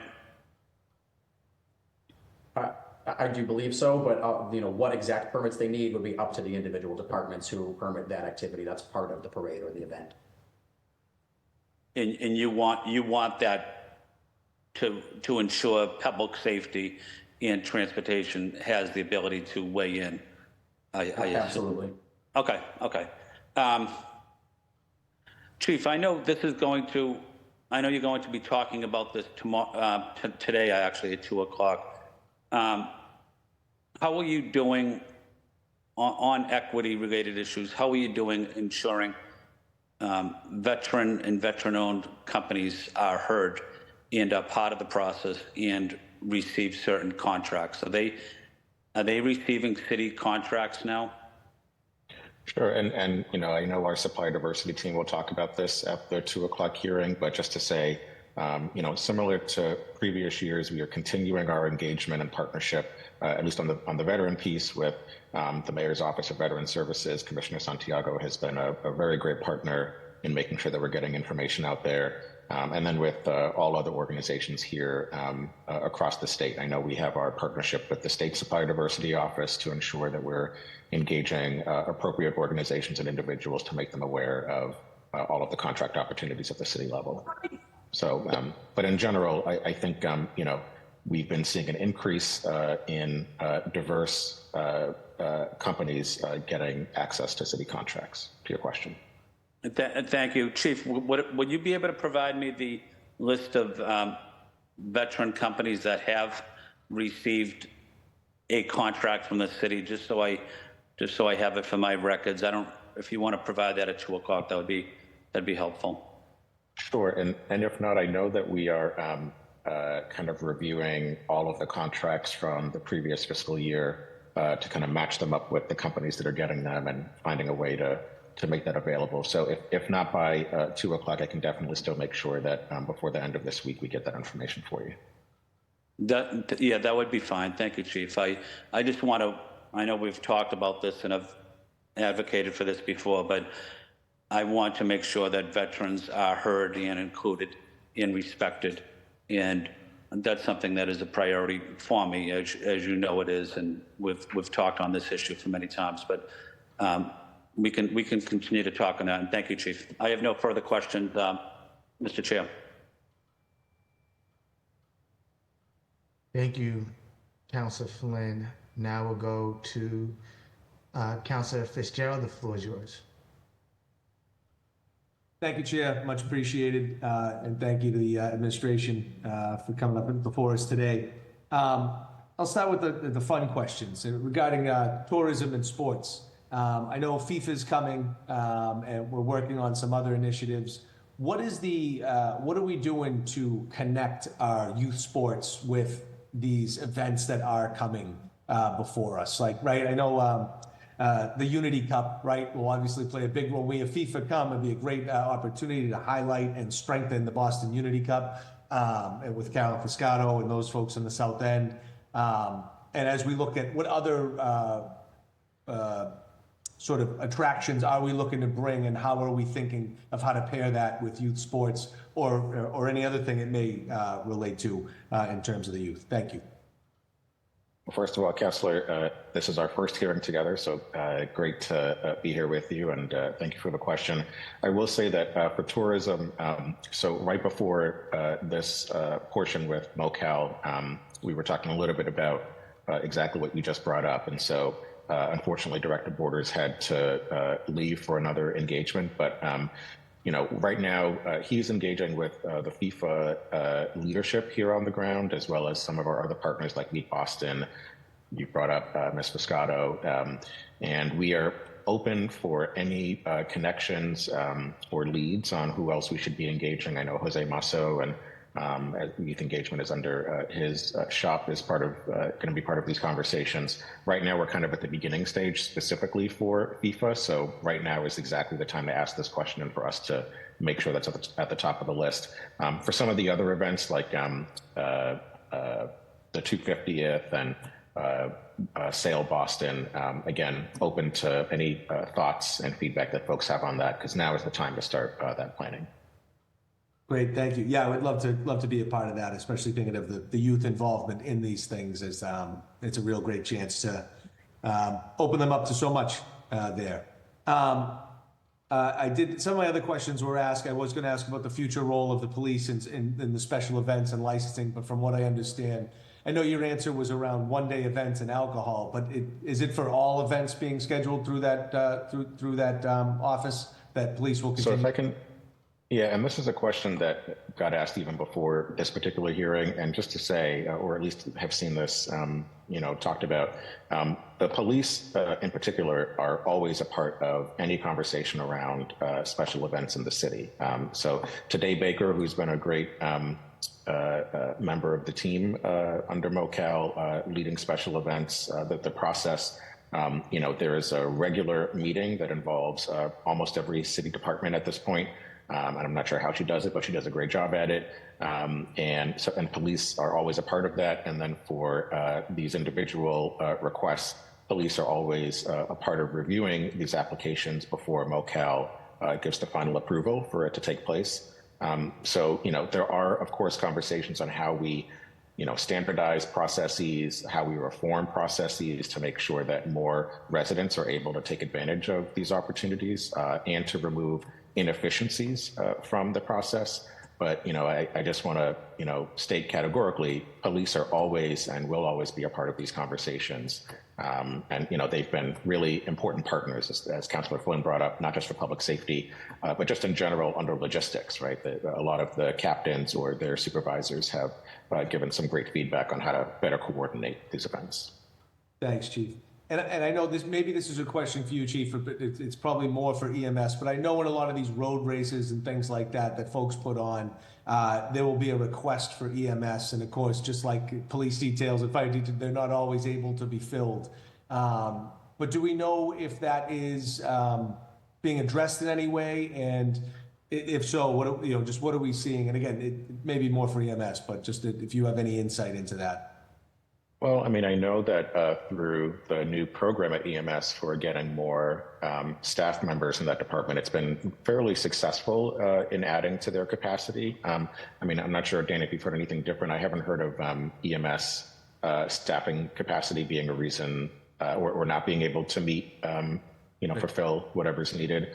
Sometimes on the BPD side, but we are thinking about like how do we for smaller events support more communal public safety efforts for these events. So understanding, how big does an event need to be where you for sure need a member of the BPD team versus a civilian staff member providing that support. So that is something that we're reviewing with BPD.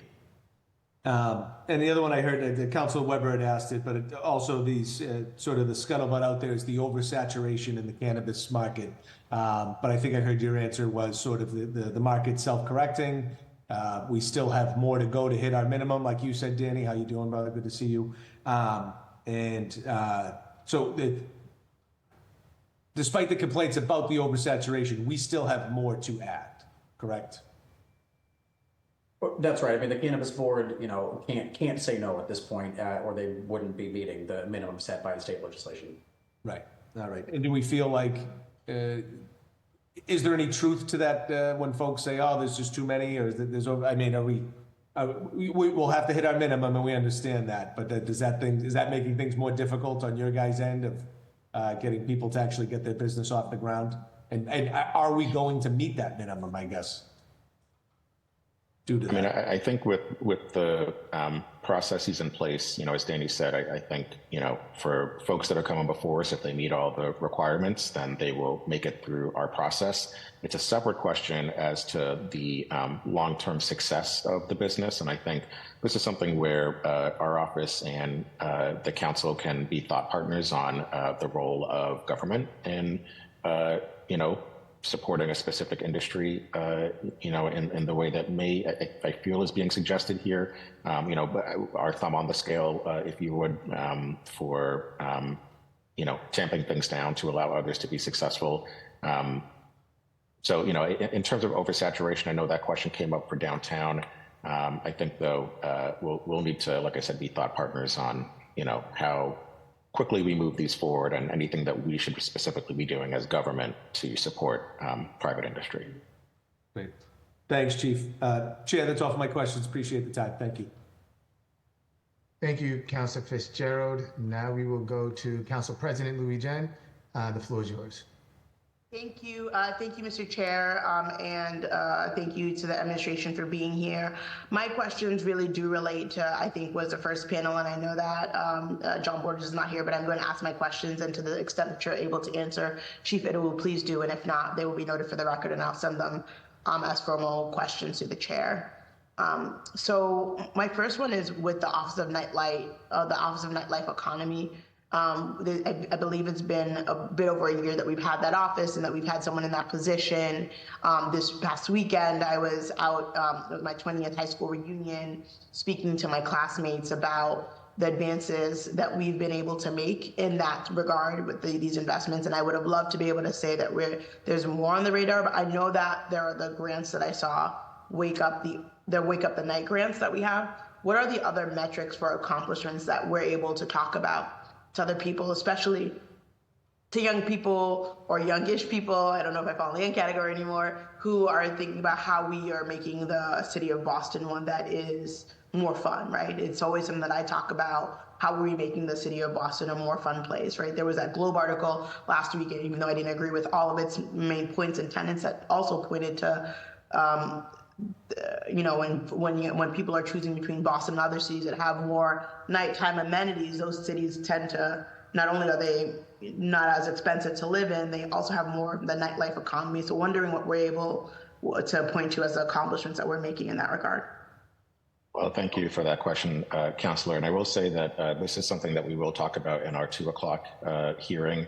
The Office of Nightlife Economy lives under OEOI as opposed to Tourism, Sports, and Entertainment. So I believe Corinne will be joining us to talk a little bit more about the work she's done in the last year.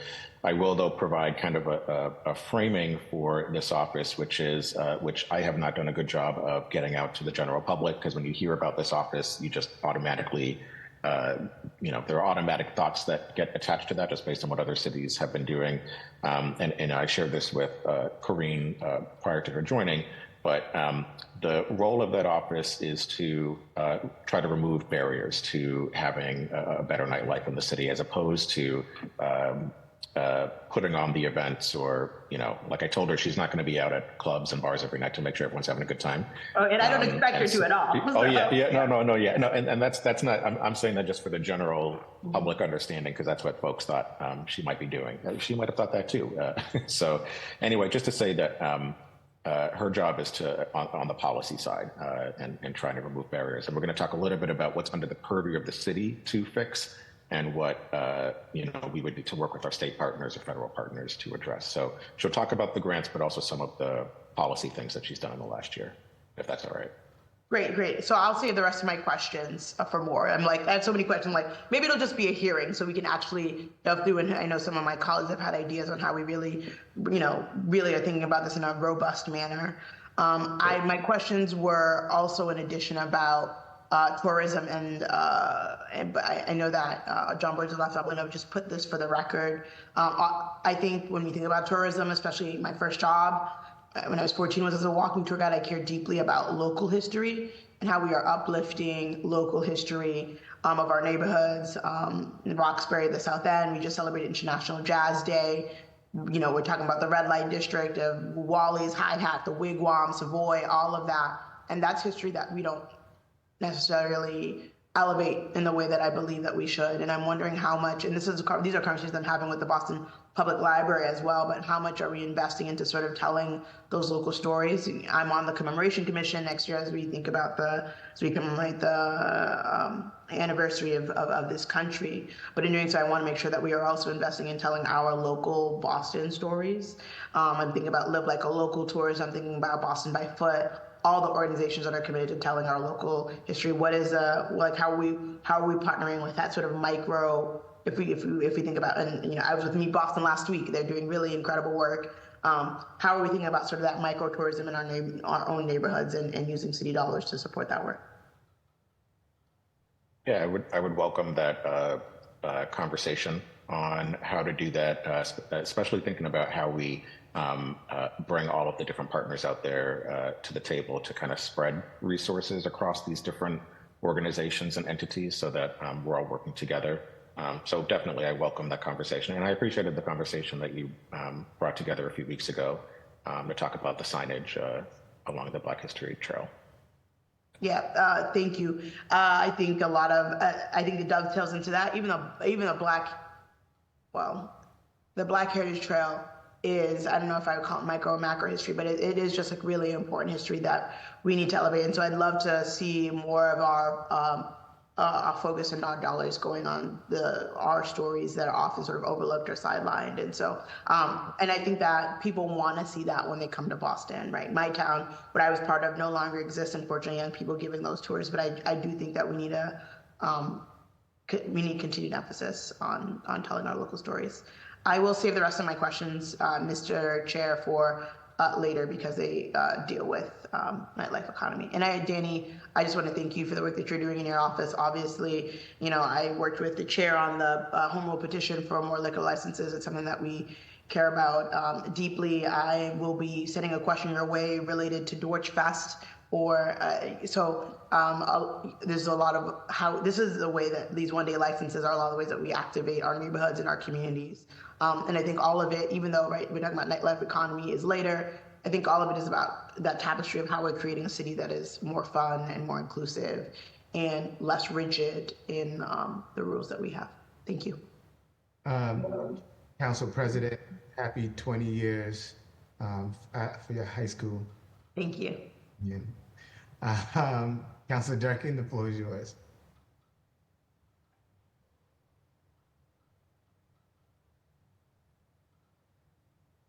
Councilor Durkin?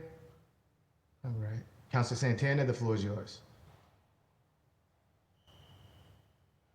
Thank you, Mr. Chair, and thank you for the administration for being here. And really want to thank my colleagues on also asking so many of my questions. So I don't want to repeat myself or repeat the conversation, but do want to echo some of my colleagues and Councilor Mejia and Councilor Pepeng about language access, and know that you all have done tremendous efforts on that end and have been very intentional. And anything that my office can do to try to fill those vacancies, but just really want to prioritize that.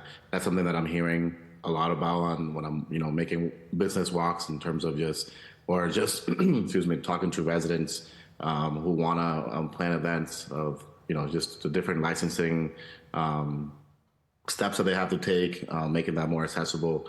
And, something that I've repeated is that, that you are doing that, and just want to make sure that I'm echoing back that I'm hearing. So thank you on that end.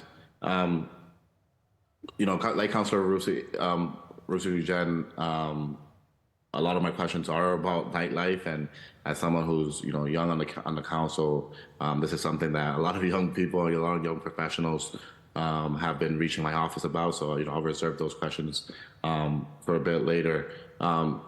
Chief, you do a lot of work with our businesses, obviously, and would just want you to talk about obviously my priorities are youth.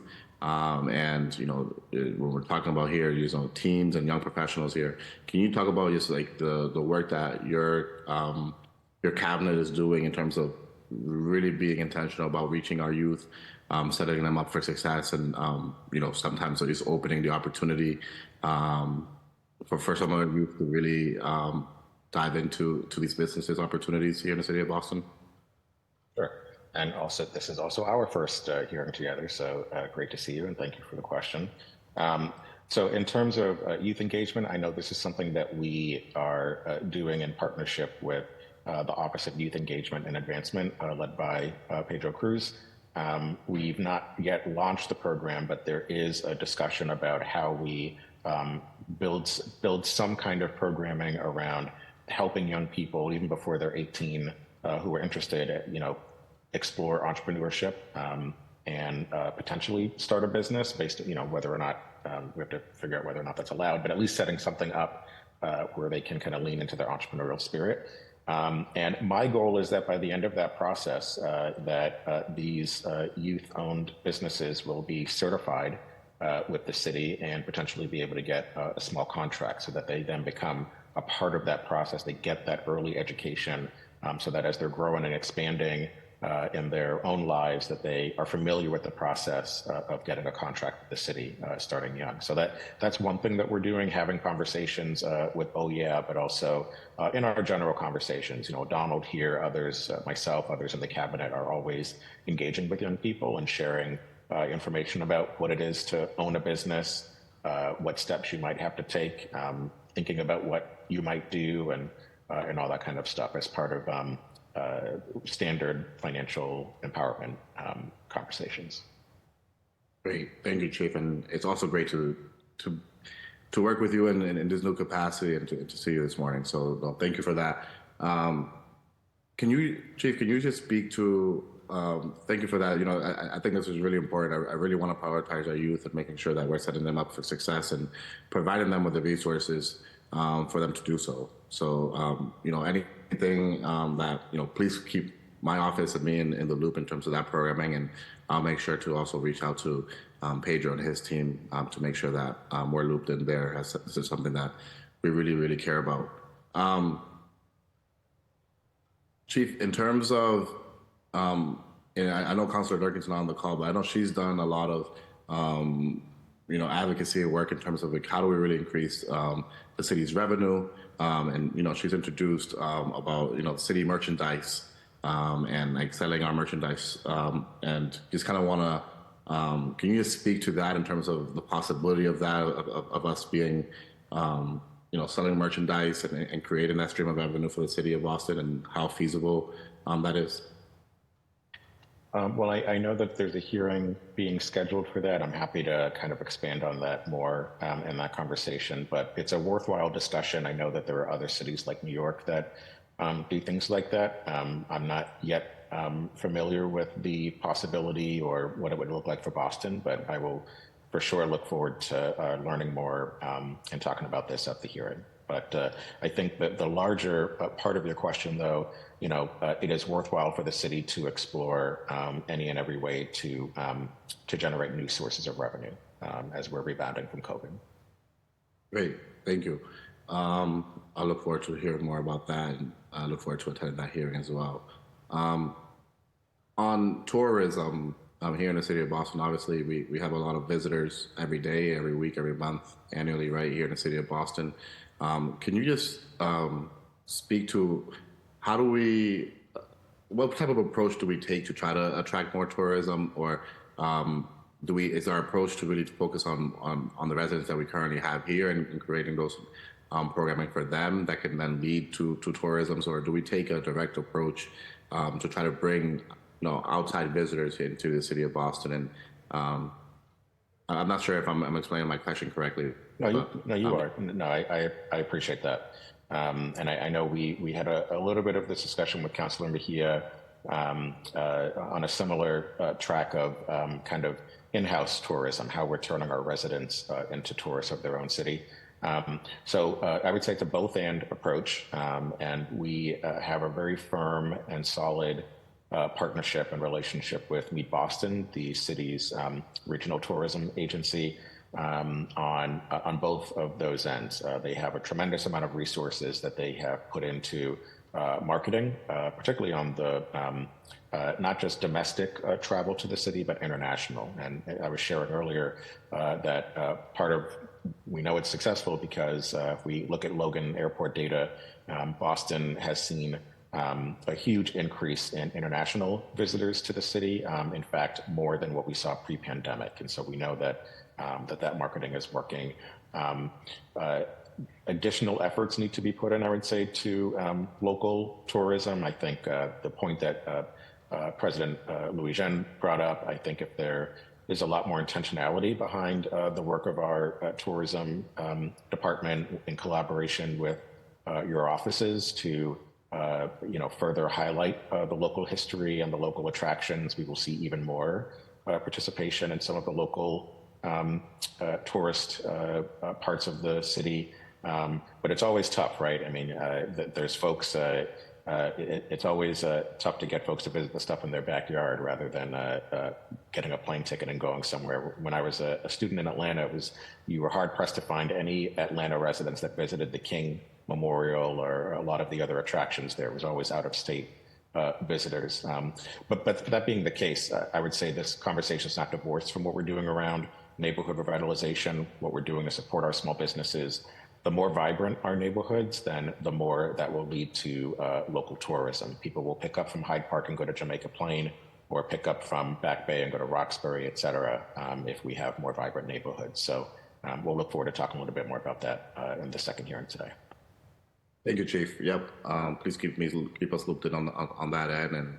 And as someone who grew up here in the city of Boston and Roxbury and didn't get to really access all of our neighborhoods, and now being an at-large city councilor where I represent every neighborhood, I think that's very important, especially for our Black and Brown communities who often can feel segregated apart from the rest of the city. My last question, if I may, Mr. Chair, is to you, Chief. Just walking around, doing different business walks, and I know your office and your department, your cabinet has done a lot of work. It's about the storefronts, right? And how can we really beautify them, and how can we really we really work with you, or work with local business owners, and then with community to upkeep them, right? And can you just kind of give us a general update in terms of what the process is for that? Is your cabinet taking a proactive approach? Do local businesses have to reach out to the city in terms of getting that? Is it on the local businesses to upkeep the business fronts? Just can you give me an update and kind of a high overview of that? Sure, and we can. And we can talk a little bit too in the second hearing, because our Office of Small Business will be up for conversation then. But just to tackle a little bit of that question here, it's another both-and approach. So sometimes small businesses will reach out to us. Other times when we're conducting our small business walks, or just in general engagement with small businesses, we will make them aware of all of our resources and tools, including the Restore program. I will say, though, that this is more so a conversation with property owners, landlords, rather than small businesses. A lot of our small businesses do not own the properties that they house their storefront businesses in. It's usually part of a mixed use building or one floor commercial property that's owned by somebody else. And so a lot of times the inability to move forward with this program, even if the city is prepared and the small business has reached out, really does hinge on the property owner signing off on being able to do that. This is not like it's a rarity, but just to say that it's another stakeholder that has to be at the table for a lot of these projects to move forward. But all in all, it is a program that we are looking to ramp up with additional resources and to support kind of the beautification of our squares across the city. So I appreciate that question. No, great. No, thank you, Chief, and thank you for your thoughtful answers. I just want to also thank Mr. Wright and Mr. Green, for being here today and for the work that you all do. Thank you, Mr. Chair. Thank you, Councilor Santana. I'll put the timer on for myself. I'll start off with Danny. We're being hopeful, right, that the State House passes these liquor licenses. Are we ready to issue and distribute out the 50 new liquor licenses? And can you talk to me what has been put in place? Because this is a new influx of liquor licenses that hasn't been to the city over the last couple of years. So how is the board, your department, getting ready for these new licenses? Thank you. Yeah, we are hopeful as well, and you're right. It would be the largest new tranche of licenses granted to the city since 2014. That being said, the process doesn't change. The application still comes in. The board still reviews the application and does its own evaluation of public need. And if the public need is met as determined by the board, then a license will be issued. In terms of the administration of that, we don't foresee it being really a challenge to keep up with. It really is the same process that we follow now with evaluating and issuing licenses when any are available. We'll just create a new code in our system to make sure that we are identifying them as licenses from this set, and we can track them to make sure that we know where they're going and that they're only going where the legislature is enabling us to issue them. Awesome. And are these filed online? Are these paper filed? Can you talk to me about how we're also, is it a digital process? Yep, applications are all submitted to us online. So the liquor license application, it's actually a state form that is submitted to the local licensing authority of every municipality who issues licenses. So it's a state form that's filed with us through an online portal. It's a Google form, but when folks do come in and they're not able to use the portal themselves, staff actually sit down with them. We have kiosks in our office, so we can actually enter the information into the portal for an applicant who might need that help. But it is done entirely virtually at this point. Awesome, thank you. And what else can we do to get rid of some of the red tape around running the business and getting specific licenses? Can you talk to me about any red tape or challenges or barriers of people who are applying for any of the licenses are running into, and how we're planning on either streamlining it or removing those barriers? In terms of the liquor licensing, sometimes the hurdle that we see is after the local board might approve a license, then it has to go for further state review or state approval. That process can sometimes take several months and kind of puts an applicant where sometimes they're not sure if they have a license in hand yet or what the timeline will be. We don't have a firm answer. We do try to, keep in touch with the specific investigator or the state, or just keep an eye on that process for the applicant. But that is a difficult thing sometimes for us just to manage expectations of an applicant once they pass the local phase of the application process. And then special event permitting. You guys mentioned that you guys are streamlining this process. One thing I do want to advocate for is putting, these are large events sometimes. They could include, like a parade down the street. They could include 5,000 people showing up to a parking lot in your neighborhood. Right now, to my understanding, there's no approval coming from like that district councilor's office. That's one thing I would advocate for, is to have them check in with the councilor for that district.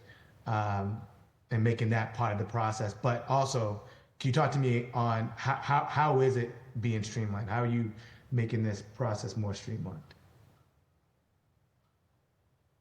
So the two biggest changes, and then I'll turn it over to the chief for anything you might want to add.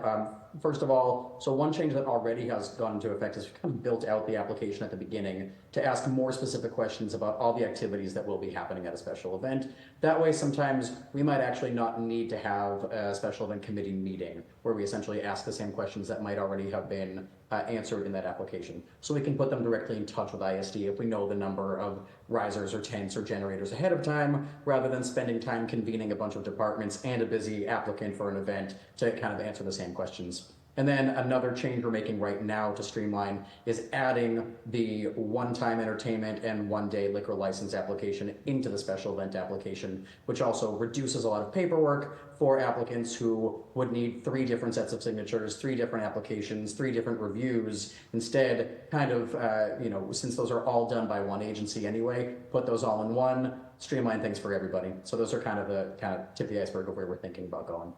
Awesome. And then you mentioned 480 one-day liquor licenses were issued in FY20 in last year or this year. I can't remember what the slide said. But is that a growth? And if so, how much? I don't have those numbers in front of me, but we can get those to you. Okay, awesome.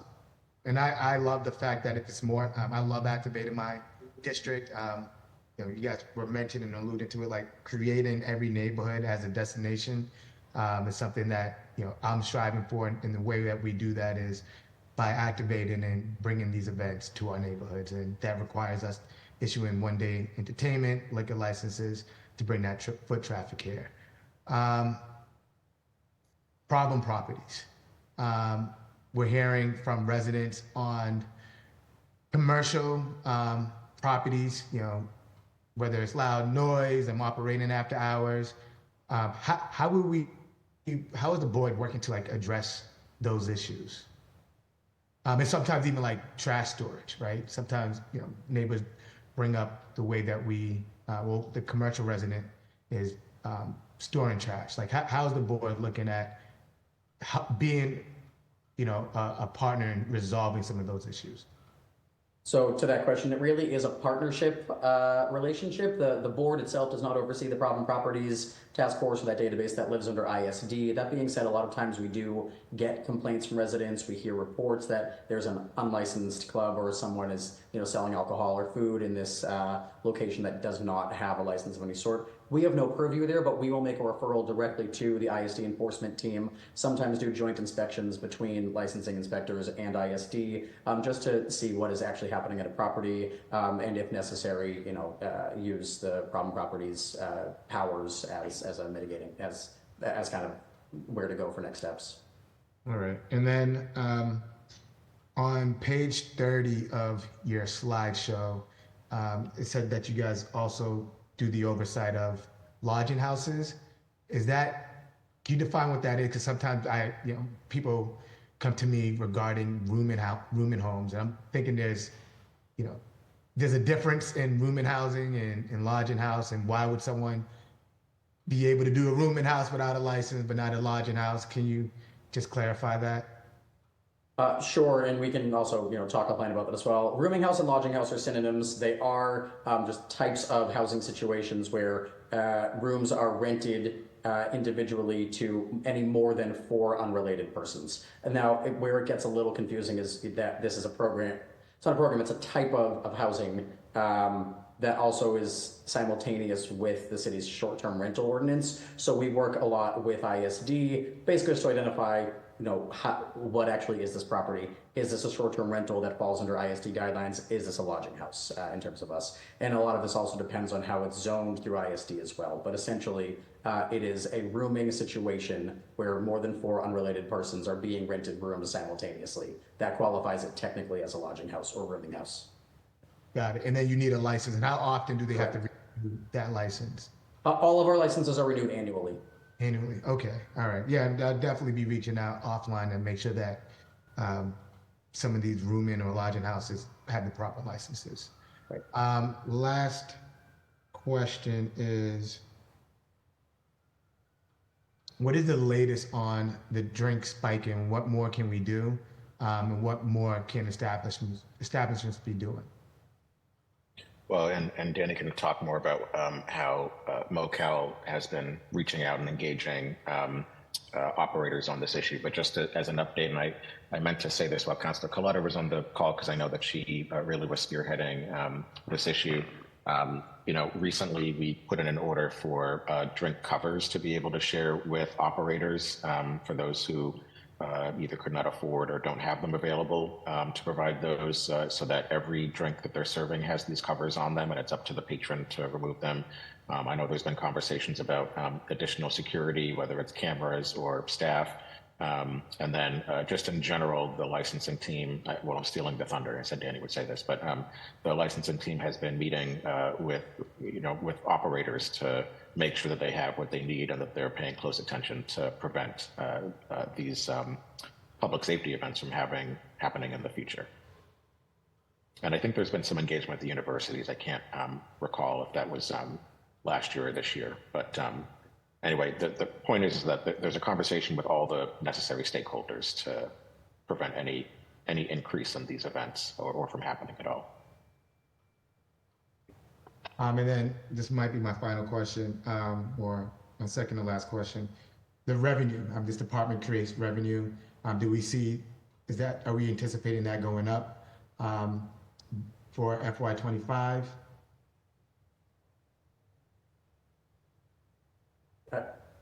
I'm not really sure. I would imagine if there are more licenses to issue, then certainly yes. Okay, all right. I didn't know, the one-day licenses as well. If we anticipate that growing, then I know with the new licenses coming on, but just also wanted to see if we anticipate the one-day liquor licenses, entertainment licenses increasing. Sure. So our revenue is. Sorry, and then also that you guys over. Or now are responsible for the other cities that you mentioned. Was it Chelsea? Chelsea and Everett.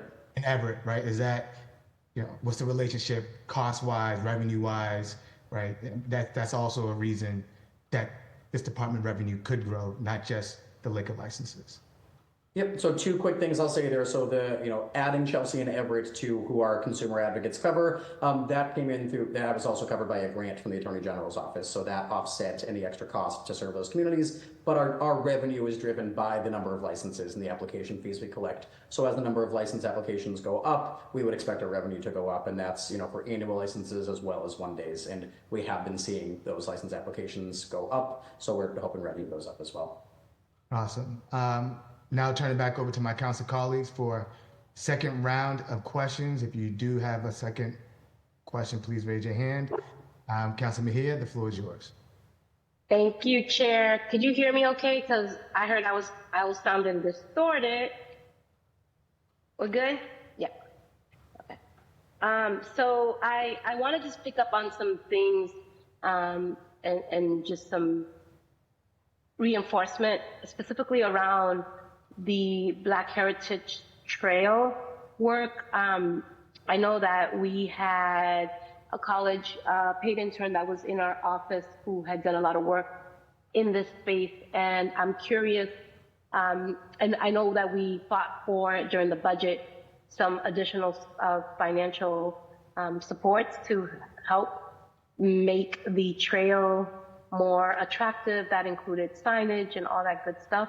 So if you can give me an update on where that stands and how that advocacy played out. And I worked with Lisa Owens many years ago when she was the executive director of my town. And I'm happy to hear Council President Louis Jean really uplift that work, because I think that both from an economic empowerment place and also a place of equity and tourism, that's another great opportunity for cross collaboration with departments and also with nonprofit organizations that have or can continue to provide some guidance. So I just want to name that there are so many opportunities here to support that. So I just want to lend my voice to that chorus of support and underscore the importance of it. In regards to license, Danny, I'm going to go back to you. I am curious specifically when it comes to, I'm going to talk about consumer affairs, right? You have mentioned a few different areas of interest. I'm curious about, I've been hearing from some Uber drivers about some of the issues that they have faced around, first they were luxury cars, there was this whole sham, and they feel kind of taken advantage of from a consumer affairs standpoint. I know that the city, when it comes to big corporations like that, we don't really have a say in that. But I'm curious from a communication and an education standpoint, what can your department do in terms of helping to inform consumers about the dangers of such? So, I mean, first of all, if there was a specific complaint about, Uber or Lyft or any of these services where a consumer or user of that platform had been somehow deceived, or a ride was much higher than the quoted price or something like that, that is certainly something that our advocates would be able to help with and help mediate and try to get to a resolution with the company. That's what they're there for. Yeah, no, but that's from a user's perspective. I'm talking about from an employer's perspective. I'm talking about Uber drivers specifically who, have signed up to do the luxury model of the platform, and they had a bait and switch situation. Those are the sort of things that I'm talking about. Got it. Frankly, it hasn't come up, and I'll need to look into it more. I don't know that that's necessarily something from a consumer advocate standpoint that we would work with, or if we would refer that over to the Worker Empowerment Cabinet and try to get them to work with the drivers to find a resolution. But happy to take that under advisement and work with our partner agencies. Yeah, great. And I'm curious how many, from a consumer affairs standpoint, how many.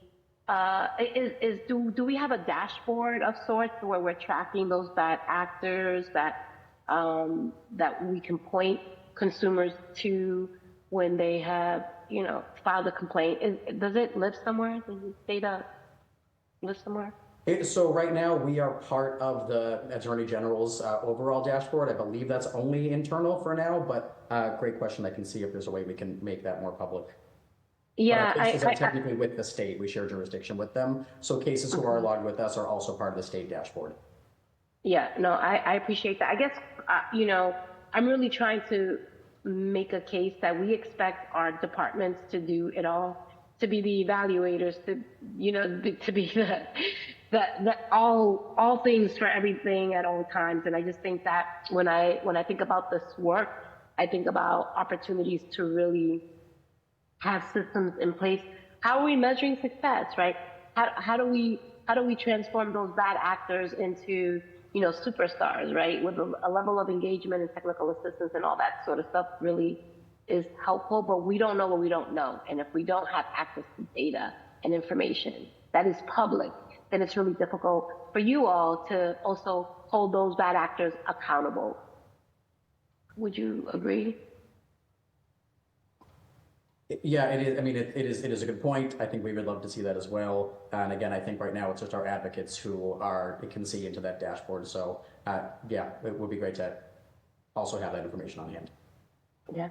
And then I also do we have the capacity, and I'm just curious in terms of kind of like how consumer affairs interfaces with labor and work protections. Do you guys interface in that area when somebody is, filing a complaint, or is that a separate division? I don't want to ask questions that are not relevant to you, but since we're talking about compliance, I'd love to hear that.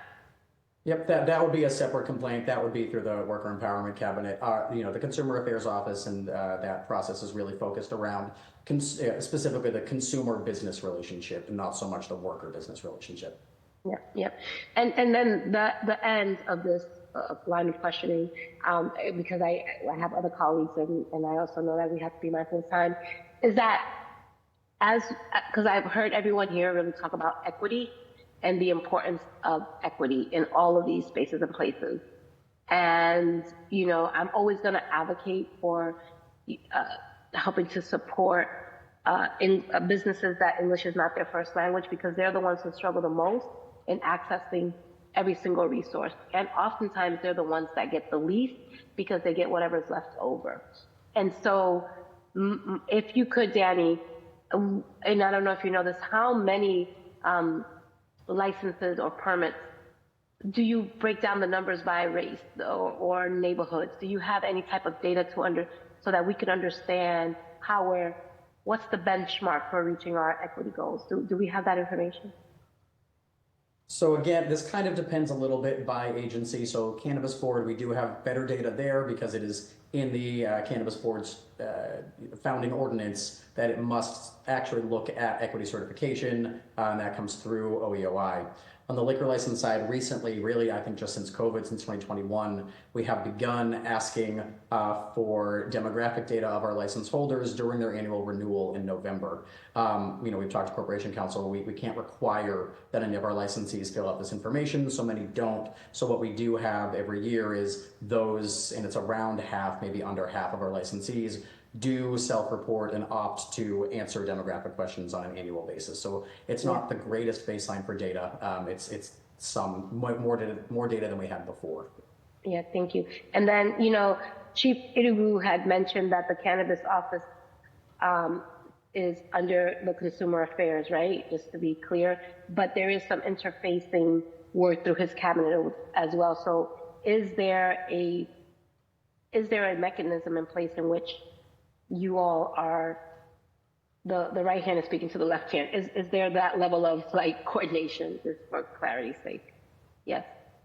The coordination is near constant. So it's two kind of arms of the same body. The Cannabis Board, which cites the establishments, sits under MoCal, which is the hearing we're having right now. The Cannabis Equity Office, which runs a grant program and technical assistance program, lives in OEOI. The two offices, meet formally on a, I believe, bi-weekly basis, but also are in constant collaboration with each other. Applicants who are coming through the board are often referred directly to the equity program through EOI to help with TA or to apply for grants or just to make sure that they are getting through the Cannabis Board approval process. So the two really are talking to each other constantly. I love that. And the Chief, I know we're spending the whole day together, so I have some more questions for you, but since, this is about tourism and consumer affairs and all that good stuff, and Councilor Santana uplifted young people, which is, something that we all share in terms of making sure that young people have a seat at the table. I'm curious if there are any specific opportunities, particularly around athletics, around the sports side of things, to Councilor Fitzgerald's questions earlier around how do we pipeline, maybe there's some programming and some opportunities when we have FIFA here, whatever, I can't pronounce what that thingy-majiggy that's coming down here. That we are being super intentional about pipelining and building a bench. And I think that the more opportunities through travel, tourism, sports and entertainment, and economic empowerment and permitting, because even young people may want to produce their own tournament, I think that the barriers of trying to go through that process, and I want to give a shout out to Today Baker as well. You had mentioned that she has managed to create a coalition of folks and really streamlining the process, which I think is key for infrastructure building. And I think that there's some stuff that we can learn about that and how we replicate it for other departments, Chief. And I'm curious about that coalition centering kind of the infrastructure. What would that look like across these departments outside of the consumer affairs? Well, I certainly agree with you that, these major events that are coming to the city or may come to the city are huge opportunities for us to work even more closely together, both on the administration side, the council side, and then in general with the community. I think FIFA is one opportunity, and I know that, again, the effort around White Stadium and a professional women's soccer team coming to the city certainly instigated those conversations early on, even before the FIFA leadership began conversations with our team here. So on that front, at least on the soccer front, I think that there's a robust conversation on how we involve community organizations as well as BPS and other entities in that conversation leading up to the World Cup. But on other things, I think there's also an opportunity for, if the NFL draft were to ever come to Boston, or NBA All-Star, or the NHL All-Star or NHL draft, excuse me, or some of the other sports, major sports events that are of interest to the city in bringing here. And again, replicating that effort along those tracks will be important as well. So very much agree with all of you on that opportunity, and we'll look forward to following up after this hearing on how we can do better to make sure that that's a firm pipeline, to your point. Can I also just say, you asked the question early on, so in terms of the Black Heritage Trail, President Louis-Jean had convened a conversation with the African American History Museum and National Park Service, because on the issue of signage, for instance, there was a question about who has jurisdiction over that. And so even though we appreciate that there was money set aside in the budget, there was a question about, should we be expending our capital dollars to make those improvements, or is that something already within the federal budget to make those improvements? And so how could our dollars be additive? So I'm sure we'll look forward post-hearing to giving a fuller update and next steps from that conversation. Yeah, I thank you for that. I'd love to, get to the finish line in regards to that. Is very personal, more so because somebody in my office who was in college at the time had a lot of passion around this issue, and so I'm happy to see that. So Donald Wright, I just want to give you a shout out that your screen is definitely so much better. Your background is working today. Perfect. Thank you for making sure you show up screen ready. And I'm not going to occupy any more space. I really do appreciate the chair, and I appreciate all of you for being here this morning. And I look forward to our continued work together. Thank you, Chair. I think I'm done for my questions for today. Thank you, Council Mejia. Any other of my council colleagues have any questions? All right, we'll now move forward to public testimony. Shane, do we have anybody signed up for public testimony? No, we don't, Mr. Chair. Awesome. Well, thank you, Chief Idowu, Mr. Green, Deputy Wright, for all your work that you do for the city of Boston. Director Borders, want to also say thank you. Chief, you have an amazing team. Continue the great work, and look forward to seeing you at 2 p.m. And with that said, the hearing on dockets number 0670 through 0678 is adjourned. Thank you.